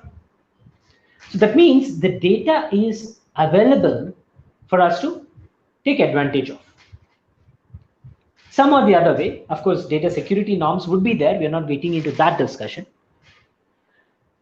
But you'll have these scenarios, isn't it? Now, given this information, as a manufacturer, let's say I'm a manufacturer, I have manufactured New Balance shoes, as you. I want to tap the customers. Now, if you remember your childhood days, right, probably 2 decades or 3 decades ago, as a customer, we used to go to businesses, right? We used to go to, let's say, footwear stores and all that and purchase shoes. Small example, any product. But now, our paradigm has changed. Businesses are chasing us, chasing in customers saying that, hey, why don't you purchase my product? Isn't it? So the entire paradigm has changed because of the competition. Now, in the same way here, I want to target my potential customers. If I don't target my potential customers, then I will be losing on business because my competitors would do that, right? And I don't want to lose any customer to my competitors. I have to survive. So how do I do this? So let's say you were jogging every day on 2.73 kilometers and you took 14 minutes, 16 seconds every day. But one fine day, you have taken 1 minute extra, 15 minutes, 24 seconds. Now, what does this basically tell us? It is like your heartbeat. It is like your right sine wave. Every day you're taking 14 minutes. It will basically go like this. But suddenly, one fine day, you have taken 1 minute extra. This is anomaly, friends. A variation in your pattern.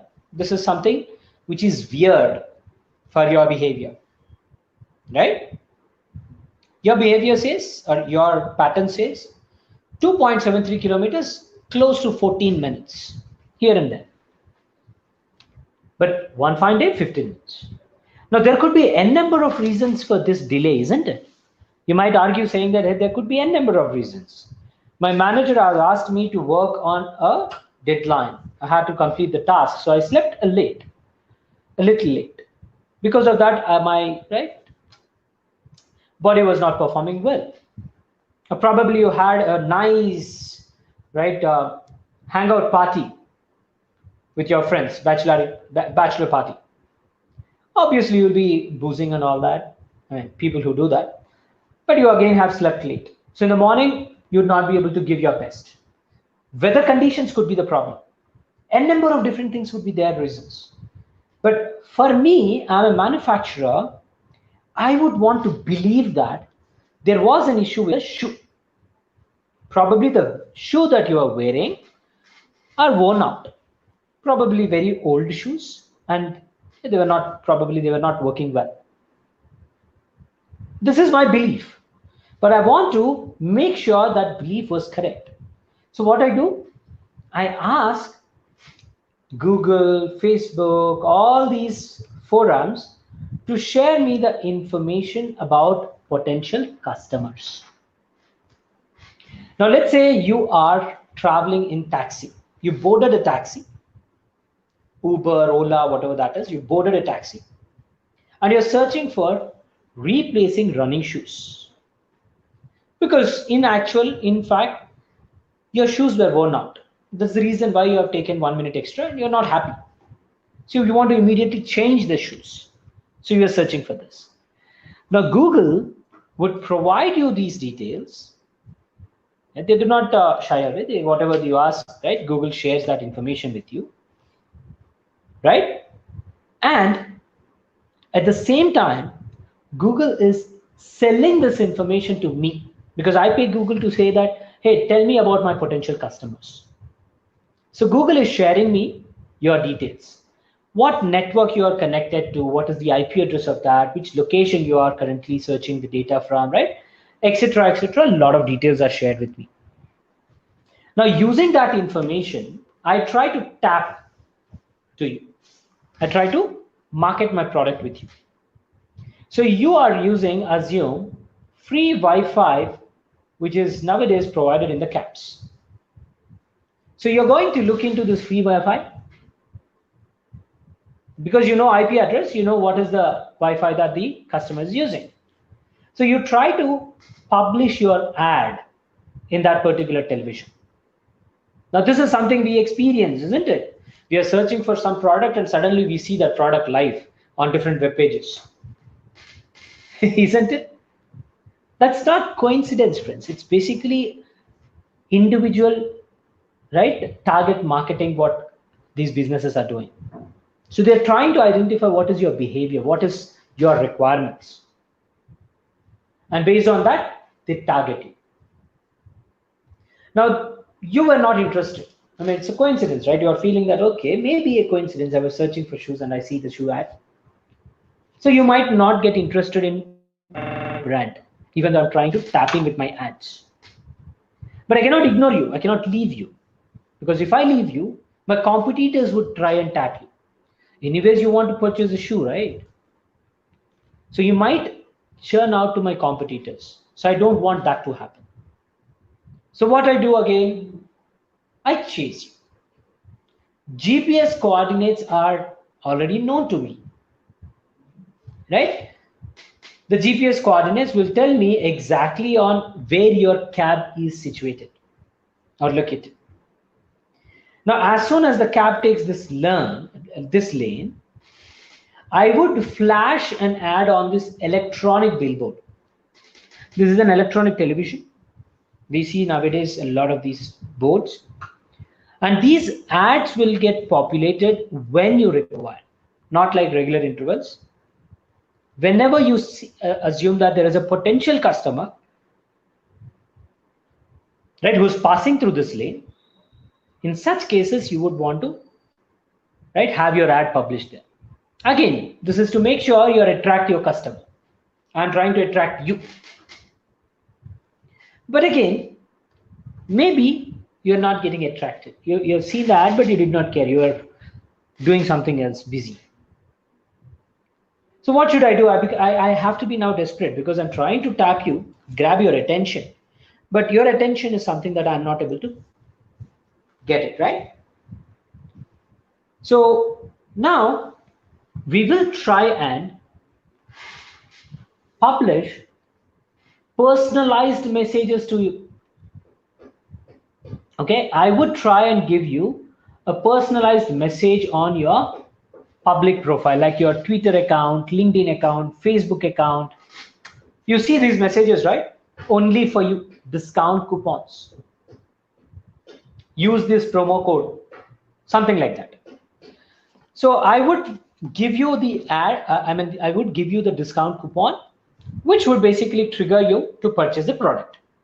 Again, lockdown or no lockdown in that matter, we started moving digital platforms. We are purchasing things now online. So let's say you purchase the product on Amazon or any other e-commerce website. You purchase New Balance shoes, right? Again, new technology, 3D printing is there. These shoes are, let's assume, 3D printed and have to be now delivered to you. So Amazon has come up with a drone technology. They're delivering these products using drones nowadays. I mean, it's still pilot launch.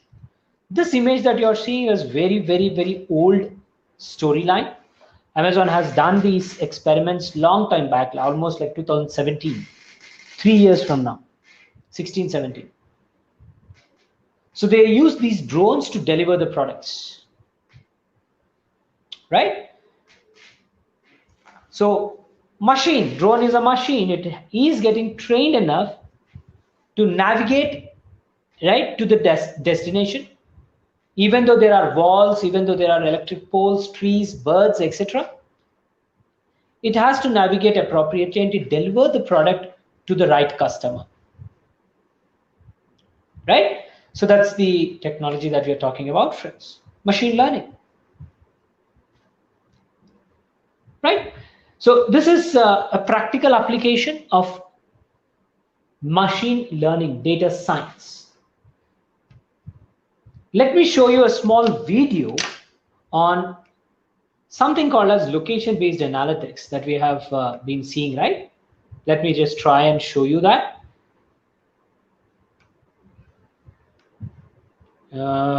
Sure, I have the video. Let me see if I can show you that. Location-based.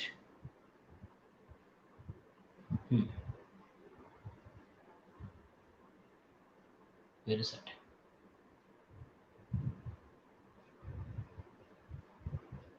I don't see that.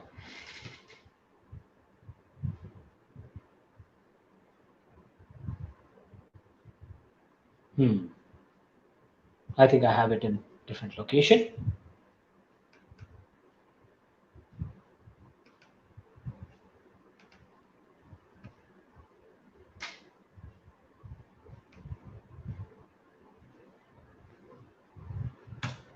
Look at this.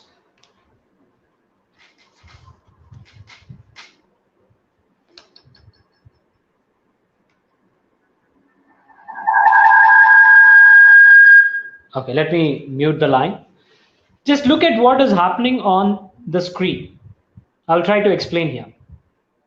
If you see that the electronic billboard that you're seeing on the screen, right, was initially publishing something else. Yeah. Look at that. The kid starts getting up and he's pointing finger towards the plane which is flying on the sky. So what British Airways has done is they have tried to capture the information of the flights which are passing by in the sky, right? So they have this antenna set up which would basically act like a trigger zone. As soon as a flight passes through or passes into that zone, then this antenna captures the details of that particular flight, right? And then look at that. Yeah, this is the trigger zone. As soon as the flight enters into the zone, it identifies what is that right flight and where is it traveling from and to source and destination. And using the antennas, we basically try and publish that onto the screen. So there is another ad which is getting published. If you see here, there's LG phone ad is getting published, right? But that ad gets stopped and British Airways ad gets published because it has to show that flight, right? See, as soon as that flight starts, the kit points to that, right? So using IoT devices, using analytics, using real-time analytics, in fact, British Airways has come up with this unique way to do the marketing, right? So this is basically what analytics application can do to us. Yeah. All right. So we will take a short break now. I will show you more such interesting videos probably from the next time onwards. I would try to figure out the solution for the audio problems that we are facing, but we will try and learn on how do we implement an analytics solution for a given problem. We'll do that post the break. So in the meantime, I would want you people to just have this mind map handy. All right. And I would also want you people to take the advantage of YouTube channel that we have. This is our channel, right? I would publish it in the chat window, right? So these videos that you're seeing has, right, in fact, you can see the live session is happening on YouTube now.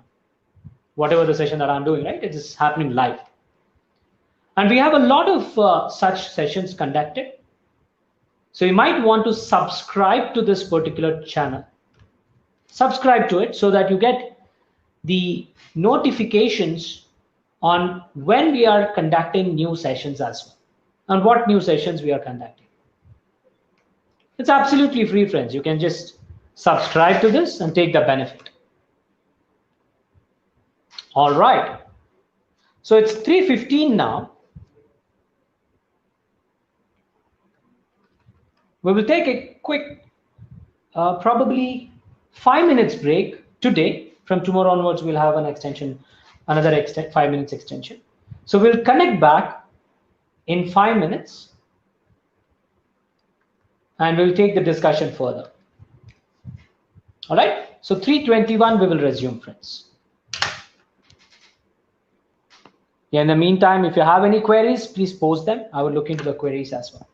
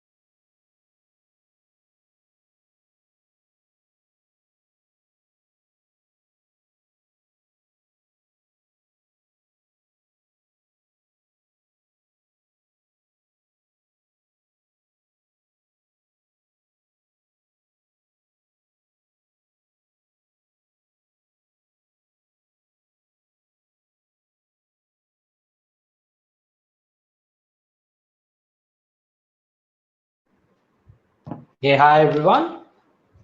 Assuming everyone is back.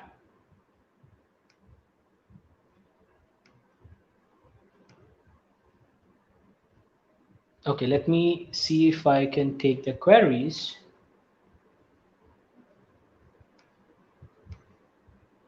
Yeah, I'm trying to take the queries here. Okay.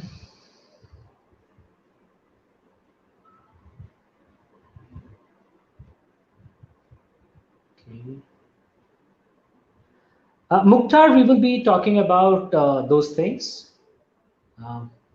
Today and tomorrow, we will be discussing about exactly that part. What data types are there? How do we measure those things, right? All those things will be covered. How can we make the future in data science after class 12? Okay, +1, +2. See, data science is all, you can say that data science is about becoming more smart. Data science is all about trying to take the advantage of data when some decisions are being made. Can we take some kind of a cue from our past? So if you have to introduce data science concepts right after class 12, then yes, we have to do, and I think AICT has already started doing that. Probably in your engineering, the graduation, first year students are trying to learn these concepts now. So it's a good start.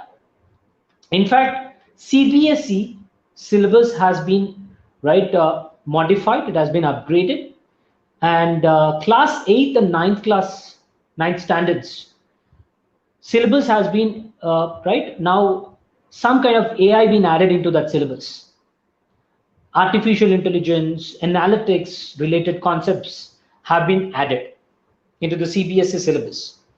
So we are moving in the right direction. And yeah, especially for technical students, people who want to get into the technical courses, they should start with Python programming. That would be a good start. Because future is going to be Python programming altogether. Mukhtar, as I said, we will be covering those things. Ramendra Nath, you probably are 1 hour late. Yeah. Yes. All right. So let me take a small poll and then we will start with the questions. With the new session, sorry, the continuation. How many stages of analytics did we discuss? How many stages are there?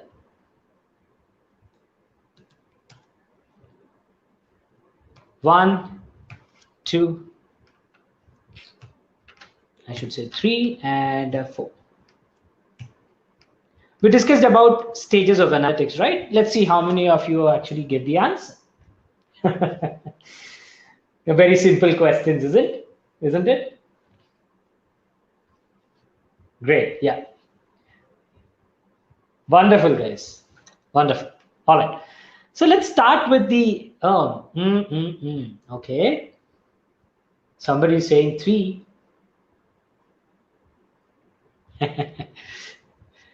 I'm assuming it is a typo. Right. So that's just for fun. Let's move on. Right. So I have shared this link with you all. This is a mind map. We call it as a mind map, which basically gives you the holistic picture of a practical data science approach. Whenever you talk about any project, right, the project should basically talk about not just learning the concepts, not just developing the Python programming, but the deployment is very important. Deployment is the key, which industry is looking at. And if you are trying to get into developing a data science solution, analytical solution, then try and understand how you can deploy the solution also. There would be a lot of factors which come into the picture, right? So right from the first stage, right from the beginning of your analytical project discussions that you are having with your client, till the time you deploy it, right? It is a project that we have to cater to. And any project, we need to follow certain methodology. I'm pretty sure you might have heard about project management methodology. PMP, we call it as PMP, remember? PMP trainings are there. So there we have waterfall methodology, agile methodologies and all that. Similarly, for analytics project, any analytics project that we are trying to apply will follow this particular methodology called as CRISP-DM. CRISP-DM. CRISP-DM, friends. What is this CRISP-DM? Full form of that is Cross-Industrial Standard Process for Data Mining. Now, data mining is nothing but the approach or the process that we are going to do when we are trying to implement a solution in the space of data science. As a data scientist, you will be doing that. Right? Machine learning concepts will come into the picture. Deep learning concepts will be coming into the picture. Right? Descriptive, predictive analytics solutions that you are trying to develop. Right? Now, there are different other techniques. We also have something called as KDE, knowledge transfer, knowledge discovery, right? And then we also have SEMA, sample estimate, sample evaluate, model, all those things will come, accuracy, all those things will come. But yeah, most popular one is CRISP-DM, and this is what we are going to learn here, CRISP-DM. Now, the this project management methodology, the steps of CRISP-DM, are broadly classified into 6 stages. Okay, 6 stages. We will have to understand each and every stage in detail in order to try and apply your solution. Now, the first step would always talk about understanding what your client needs. So understanding that exact business problem is important, right? How many of you have seen Chennai Express? Movie Chennai Express. I'm pretty sure everybody might have seen that, right? Shah Rukh Khan starter, Deepika Padukone and Shah Rukh Khan starter. Chennai Express. What happens there? In that movie, our lead actor Shah Rukh Khan wants to skip a ceremony and go to Goa with friends. He wants to go to Goa for partying. But by mistake, he boards into a train which goes to Chennai. Isn't it? Now, from the actor's perspective, from our hero's perspective, he woke up early morning, he packed the luggage, he went to railway station, he boarded the train, everything he did as per the plan, as per his need, as required. But he went into a wrong direction. He landed up in Chennai rather than in Goa. Isn't it? So what we're trying to do is, or what we are trying to understand here is, if you are very clear on what exactly you need to do, right, then document it and follow those steps. Don't get diverted. That's understanding the business problem actually means. Right? Let's say another example. Let's say your students, there is a class, and there is an instruction to the class saying that, hey, students, you have to prepare for an exam. Right? And let's say the computers HOD is making this announcement. And assuming this, computer or let's say professor, okay, let's talk about this. A professor is going into the class and announcing that there would be an exam tomorrow. There would be an exam tomorrow. Now this professor is, let's say, computers professor. He teaches, assume Python. Now he is going into the class and announcing that there will be an exam tomorrow. Now students, the class students, because of this exam, they prepared. Just like any other technology students or any other student, basically, they do the last hour preparation. So all the students have woke up late night and prepared Python. And the next day, when the exam was about to exam was about to start, right?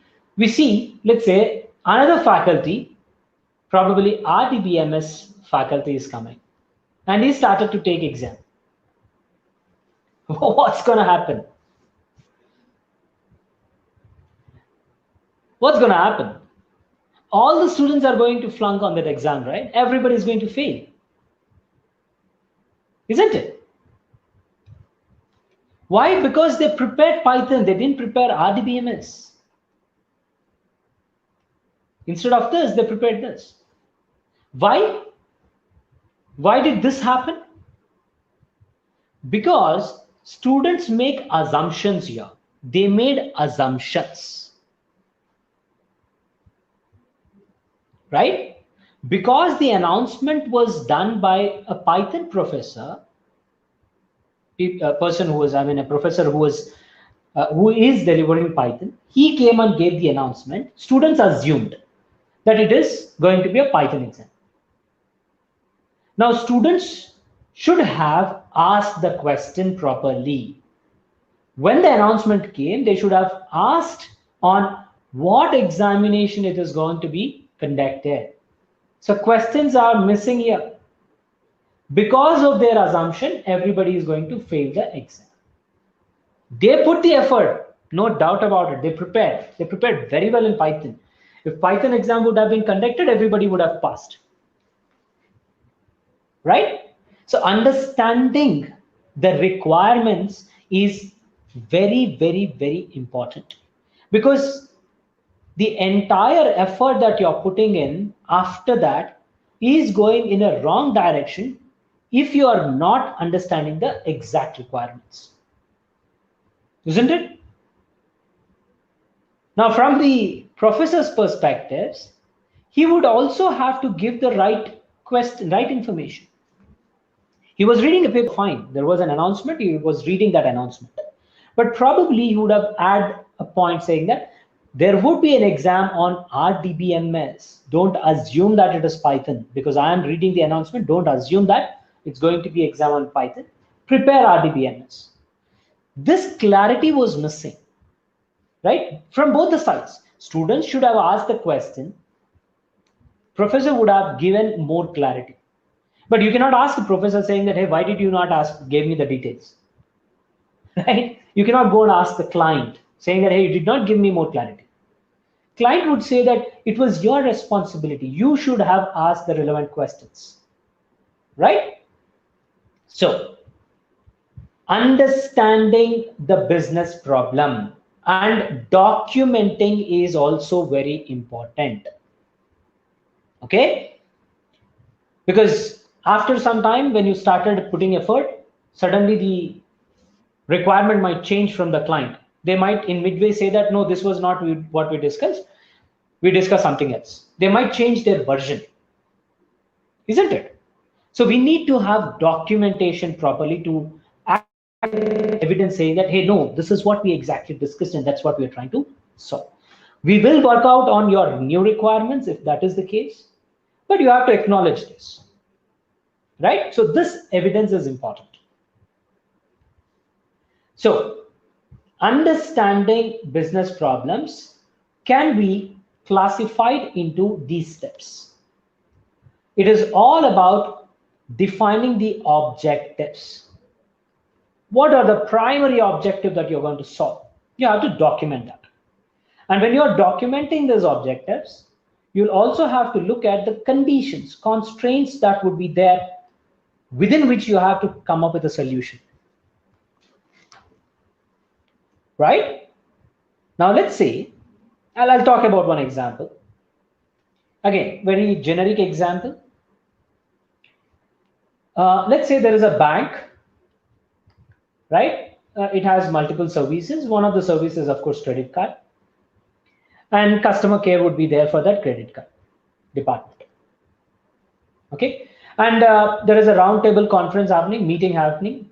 Every day they conduct these meetings, or every monthly once they conduct the meeting with the management. Now, in one such meeting, let's say July, all the stakeholders are sitting, the high-level management folks are sitting, and they're discussing. The customer care department of credit card, wing, he had a concern.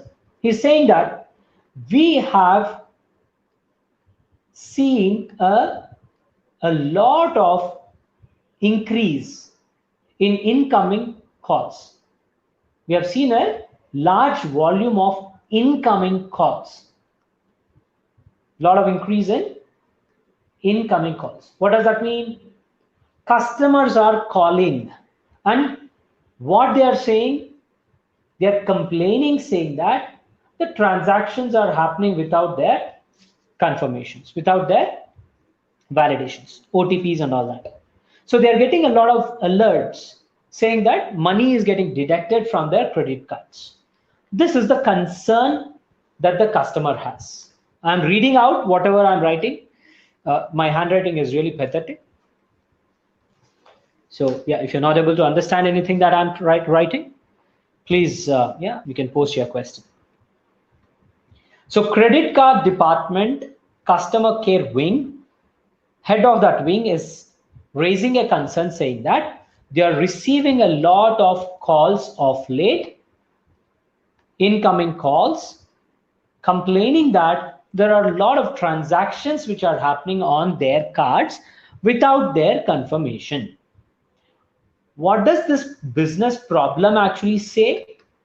From the statement, can you try and understand what is the problem that the department has to now solve?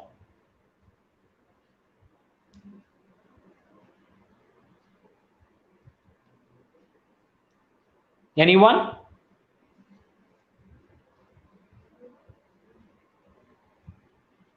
The bank is looking at a lot of fraudulent transactions,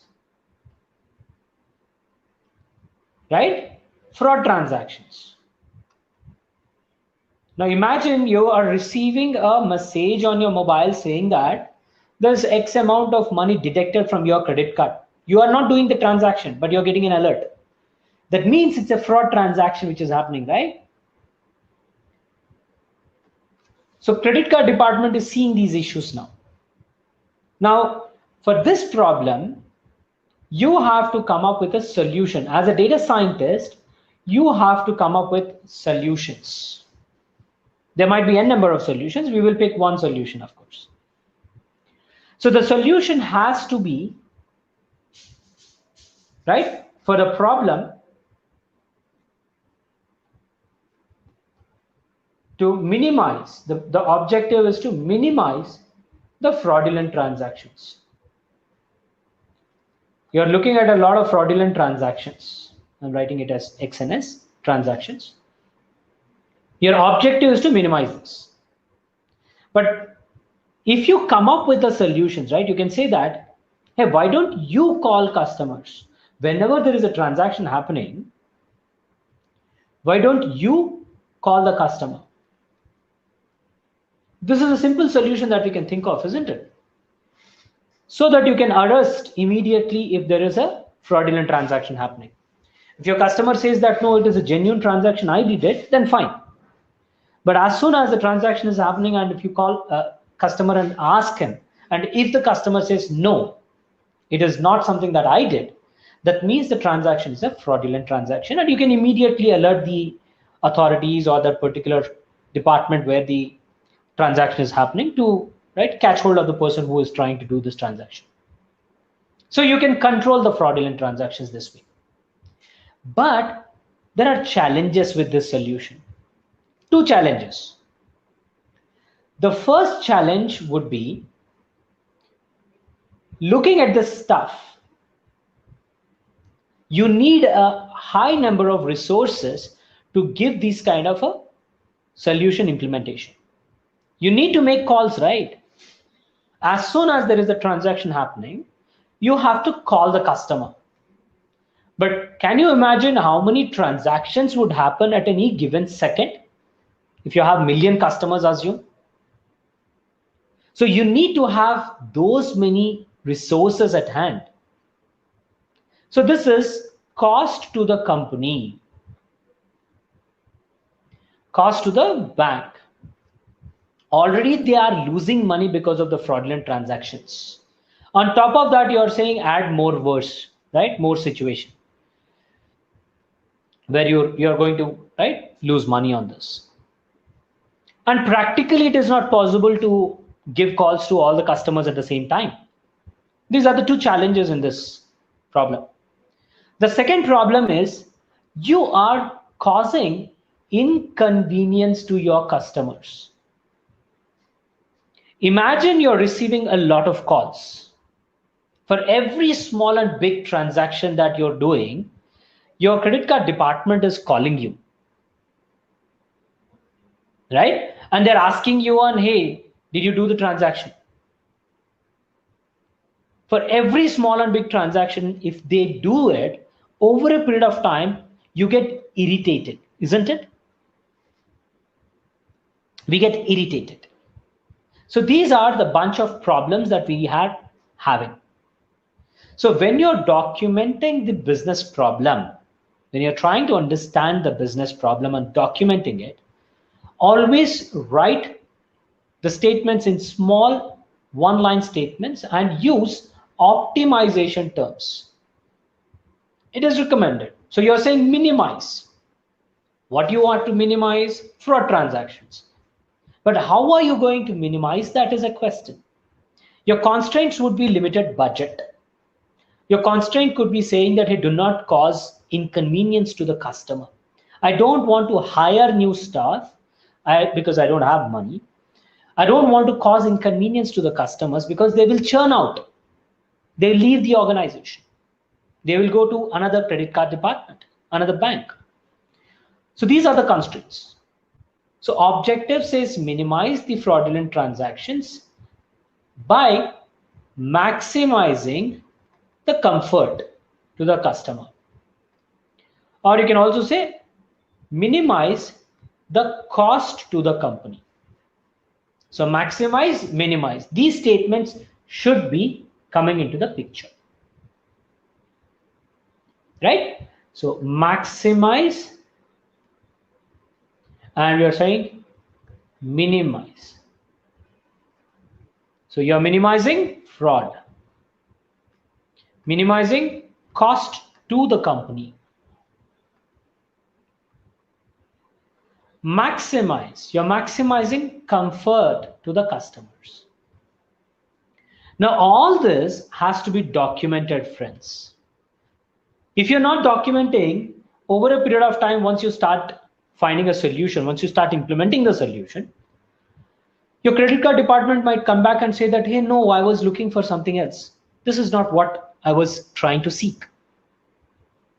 Right? So the documentation is very, very, very important. And this documentation is called as project charter. All this understanding that you had based on the discussions that you are having with your client, you are going to document that. So here we'll have project charter. And this is responsible. This document is responsible to have all the details pertaining to that particular project, high level details. It's like a reference guide. You would have the client details, you would have the project objectives, constraints, assumptions, technical stuff, non-technical stuff, server informations, timelines, budgetary constraints. Let's say the team leaders or project manager. All those things will be there in the project charter. And this is your guide for your entire problem solution that you are going to develop now. Right? So this is the first step, friends. Understanding the business problem. Right? Now, based on the discussions that you had with your client, you're documenting these objectives and constraints. Now, you also have to try and understand what kind of data would you deal with. See, any solution that we are talking about has to deal with the data only, right? So what is the data that we are going to probably work, right, on this project? You have to imagine, you have to foresee. And that would basically come in when you understand the business problem better. Understand the factors that you are going to consider for your problem solution, isn't it? So we need to look at the kind of data that you're going to solve. Foreseeing, it's not confirming that yes, we will be looking into this data. We're assuming that this is the kind of data that we will be working on. And as part of this, the first thing would be looking at the data and understanding whether the data is going to be numeric or non-numeric. Is the data going to be numeric or non-numeric? And we call that as qualitative and quantitative data. Qualitative data and quantitative data. Numeric, non-numeric. The difference, right? Let's say a married couple. I'm pretty sure most of you are married. So I'm asking you a question on, hey, are you happy with your married life? What would be the answer? You're going to give the answer as yes or no. 99% you will say yes, right? 99% of the people are saying yes. I'm happy with my married life. This is qualitative. You can only describe this. But now let's put a quantifiable value to it. I want to measure the happiness now. So I'm going to ask you on rate your happiness on a scale of 1 to 5. Yeah. Now pretty sure a lot of people are going to say 1, right? So you are happy, yes. It is describing your married life. But how happy? You want to quantify it. This would actually give us better picture of the scenario, isn't it? So this is how we deal with qualitative data and quantitative data. So we are upfront looking at the business problem and saying that, okay, I would be dealing with qualitative data. I would be dealing with quantitative data. So we are making that kind of a record. Making a note of that, because based on this data type, we are going to apply our solutions. Different solutions, different data. Okay. Then we also have to look at whether the data is structured or unstructured. Right? Now, structured data could be the bank transaction. So if I have to understand a solution for the fraudulent thing, I need to look into the transactions that the customer is doing. Right? So the bank transaction data would be recorded in a table representation in the bank. In the centralized, there would be a specific location where the data is getting recorded for all the customers. And this would be in a proper table representation. So let's say I'm purchasing a gold necklace for my wife, right? I wish. I'm not that rich. So gold, I'm purchasing gold for my wife.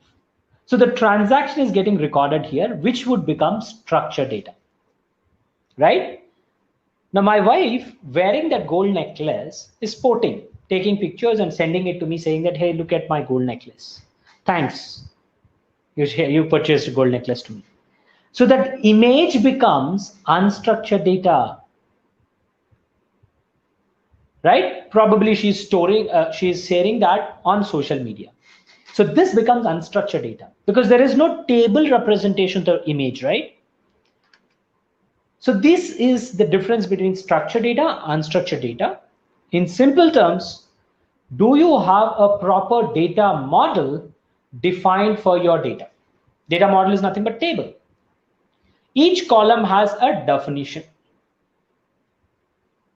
If you have a proper predefined data model, then we call it as structured data. If not, if you cannot store the data into a table representation, then it is unstructured. So based on that, again, you will have to apply different techniques. So you are upfront looking into that as well. Then, if your data is big, then your traditional tools will not be handy, right? You would have to use specialized tools.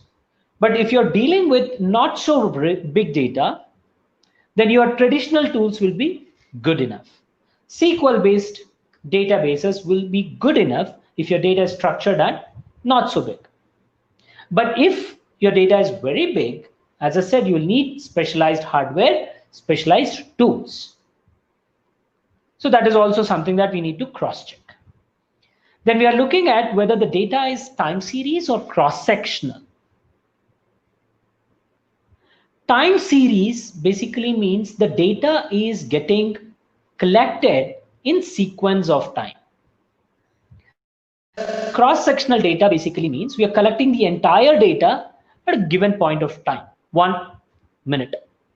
We take everything at one go, right? So that's cross-sectional data and time series data. We also have longitudinal data or panel data. We call it as panel data as well. This is like your GIS, Google Maps, for example, maps data, right? Next, we also have balanced versus imbalanced data case. Now, if you're looking into that bank transaction data itself, right?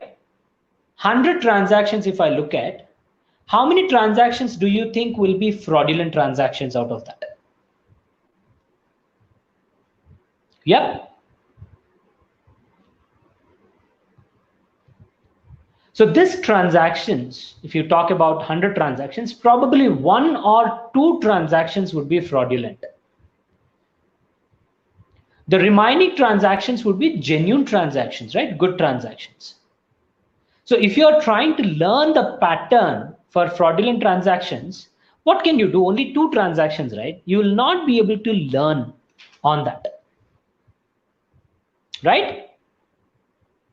So we need to have some kind of special techniques to handle this imbalance, because I'm saying 98 transactions are good transactions, 2 transactions are fraudulent transactions. Your machine can get proper training on this. It looks into various scenarios, but only 2 cases of fraudulent. Not much of training that is given, right? So that's balanced versus imbalanced cases. Another scenario, also something that you have to evaluate, is whether the data that we are looking at is consumed as batch offline data or online data. Offline data basically means you're doing batch processing, whereas online data means you are doing real-time processing. As and how the transaction is happening, you're trying to find out whether it is fraudulent or not, right? So that's called as real-time. What all transactions did a customer did last day? That would be your batch processing. So based on your business requirements, the objectives that you are defined, you're going to try and see what solutions have to be applied and what kind of data you're going to work with. Now, once you got a high level understanding of these 2 cases, this is as part of your business understanding only. Once we deal with this is where, after this, right, this is where we go for data collection, right? We will try to collect the data once we have good clarity on these things. Right? Yeah. So again, we will be discussing more about these things. And tomorrow we will look into the data collection aspects. And we will also talk about various data cleansing tasks that we need to perform. Right? Now, let me take your questions for the day.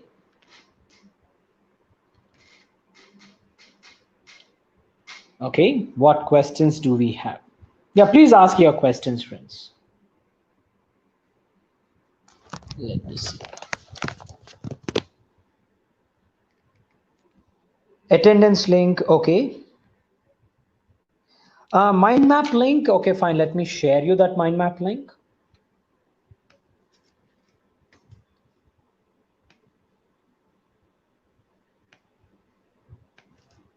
Here you go. This is the mind map link. And you have Google Forms link on the sticky note at the top here. You might want to access that sticky note and right, provide the details. Yeah, just try it now. I think the permissions are handled now. Okay, next, let me look into the questions. Okay, permissions are basically given now. Please check, friends. Please check it now once. Okay. What is semi-structured data? Any example? Okay, wonderful question. Let me look into that. Let me answer that. So structured data, you clearly understand, right? Can anyone give me an example of structured data, friends?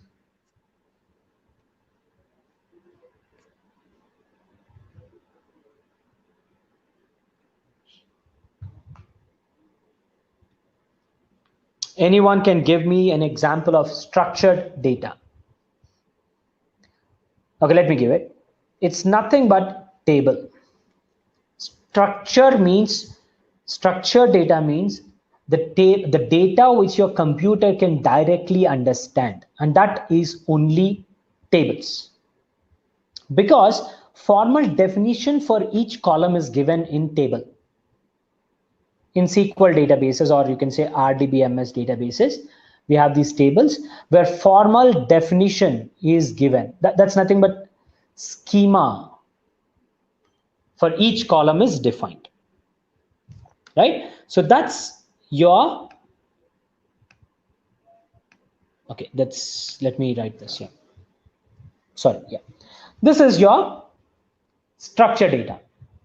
Unstructured data, we clearly have understood. It is image, videos, audio files, text images, text files, etc., where you do not have any schema information provided. Now coming to semi-supervised, there is something which is, semi-structured, which is falling in between structured and unstructured. Semi-structured basically means there would not be any formal definition upfront given, but we can define that formal definition very easily. In simple terms, if you look at XML file or a JSON file, XML will have data, but that data will be in semi-structured format. It has definition. In XML also we have tags. Definitions would be there, but your computer cannot directly understand it, right? It's semi-structured. In fact, your CSV file, if you talk about a CSV file or an Excel file, for humans, we can read the data. We can see the data and understand what is each column. But your computer cannot directly understand the data unless until you define the columns using schemas. That's a detailed explanation of semi-structured data.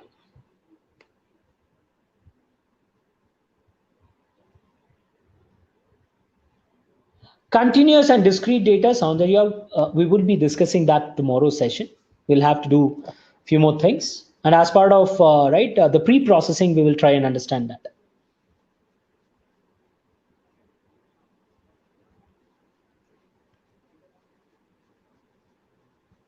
Employee, bank transaction, employee. In bank transaction, probably banks do not record any semi-structured data because it's a formal definition, defined process. For banks, they don't have any semi-structured data here.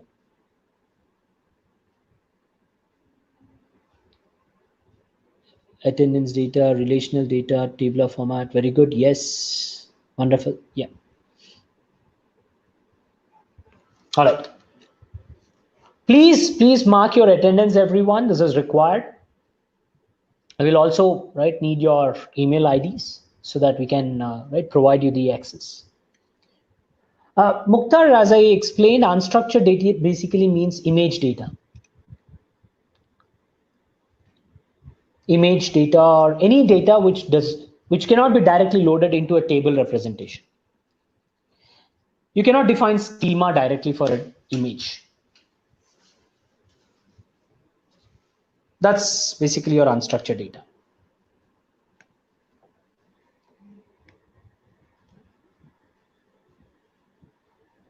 Right. Any other questions? Any more questions, friends, please?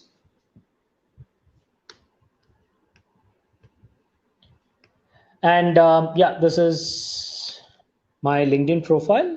Let me share it again if anybody wants to connect with me. That's my link, my profile link.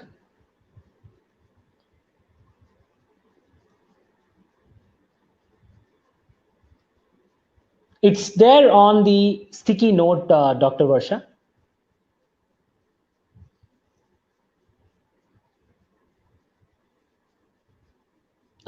Mukhtar, I didn't get your question. Purchasing date? What do you mean by that?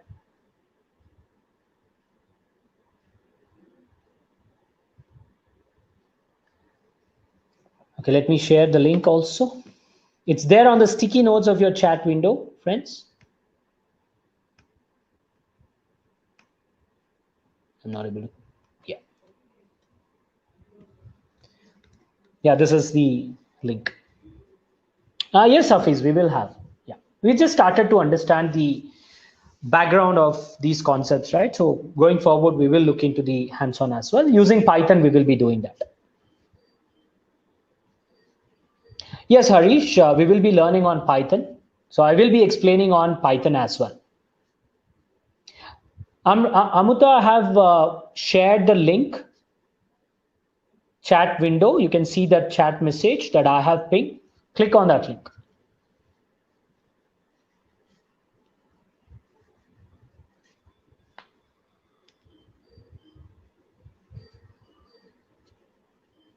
All right. So let's conclude the day. Please share that. Please update your attendance. Again, once again, the link has been shared.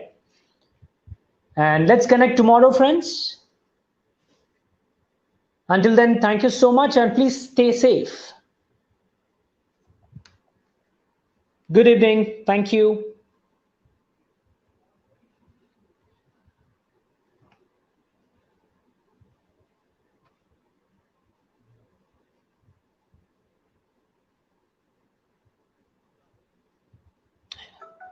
Yeah, Nishant, we will be doing that. Yes, Nishant. We are basically looking into such examples, right?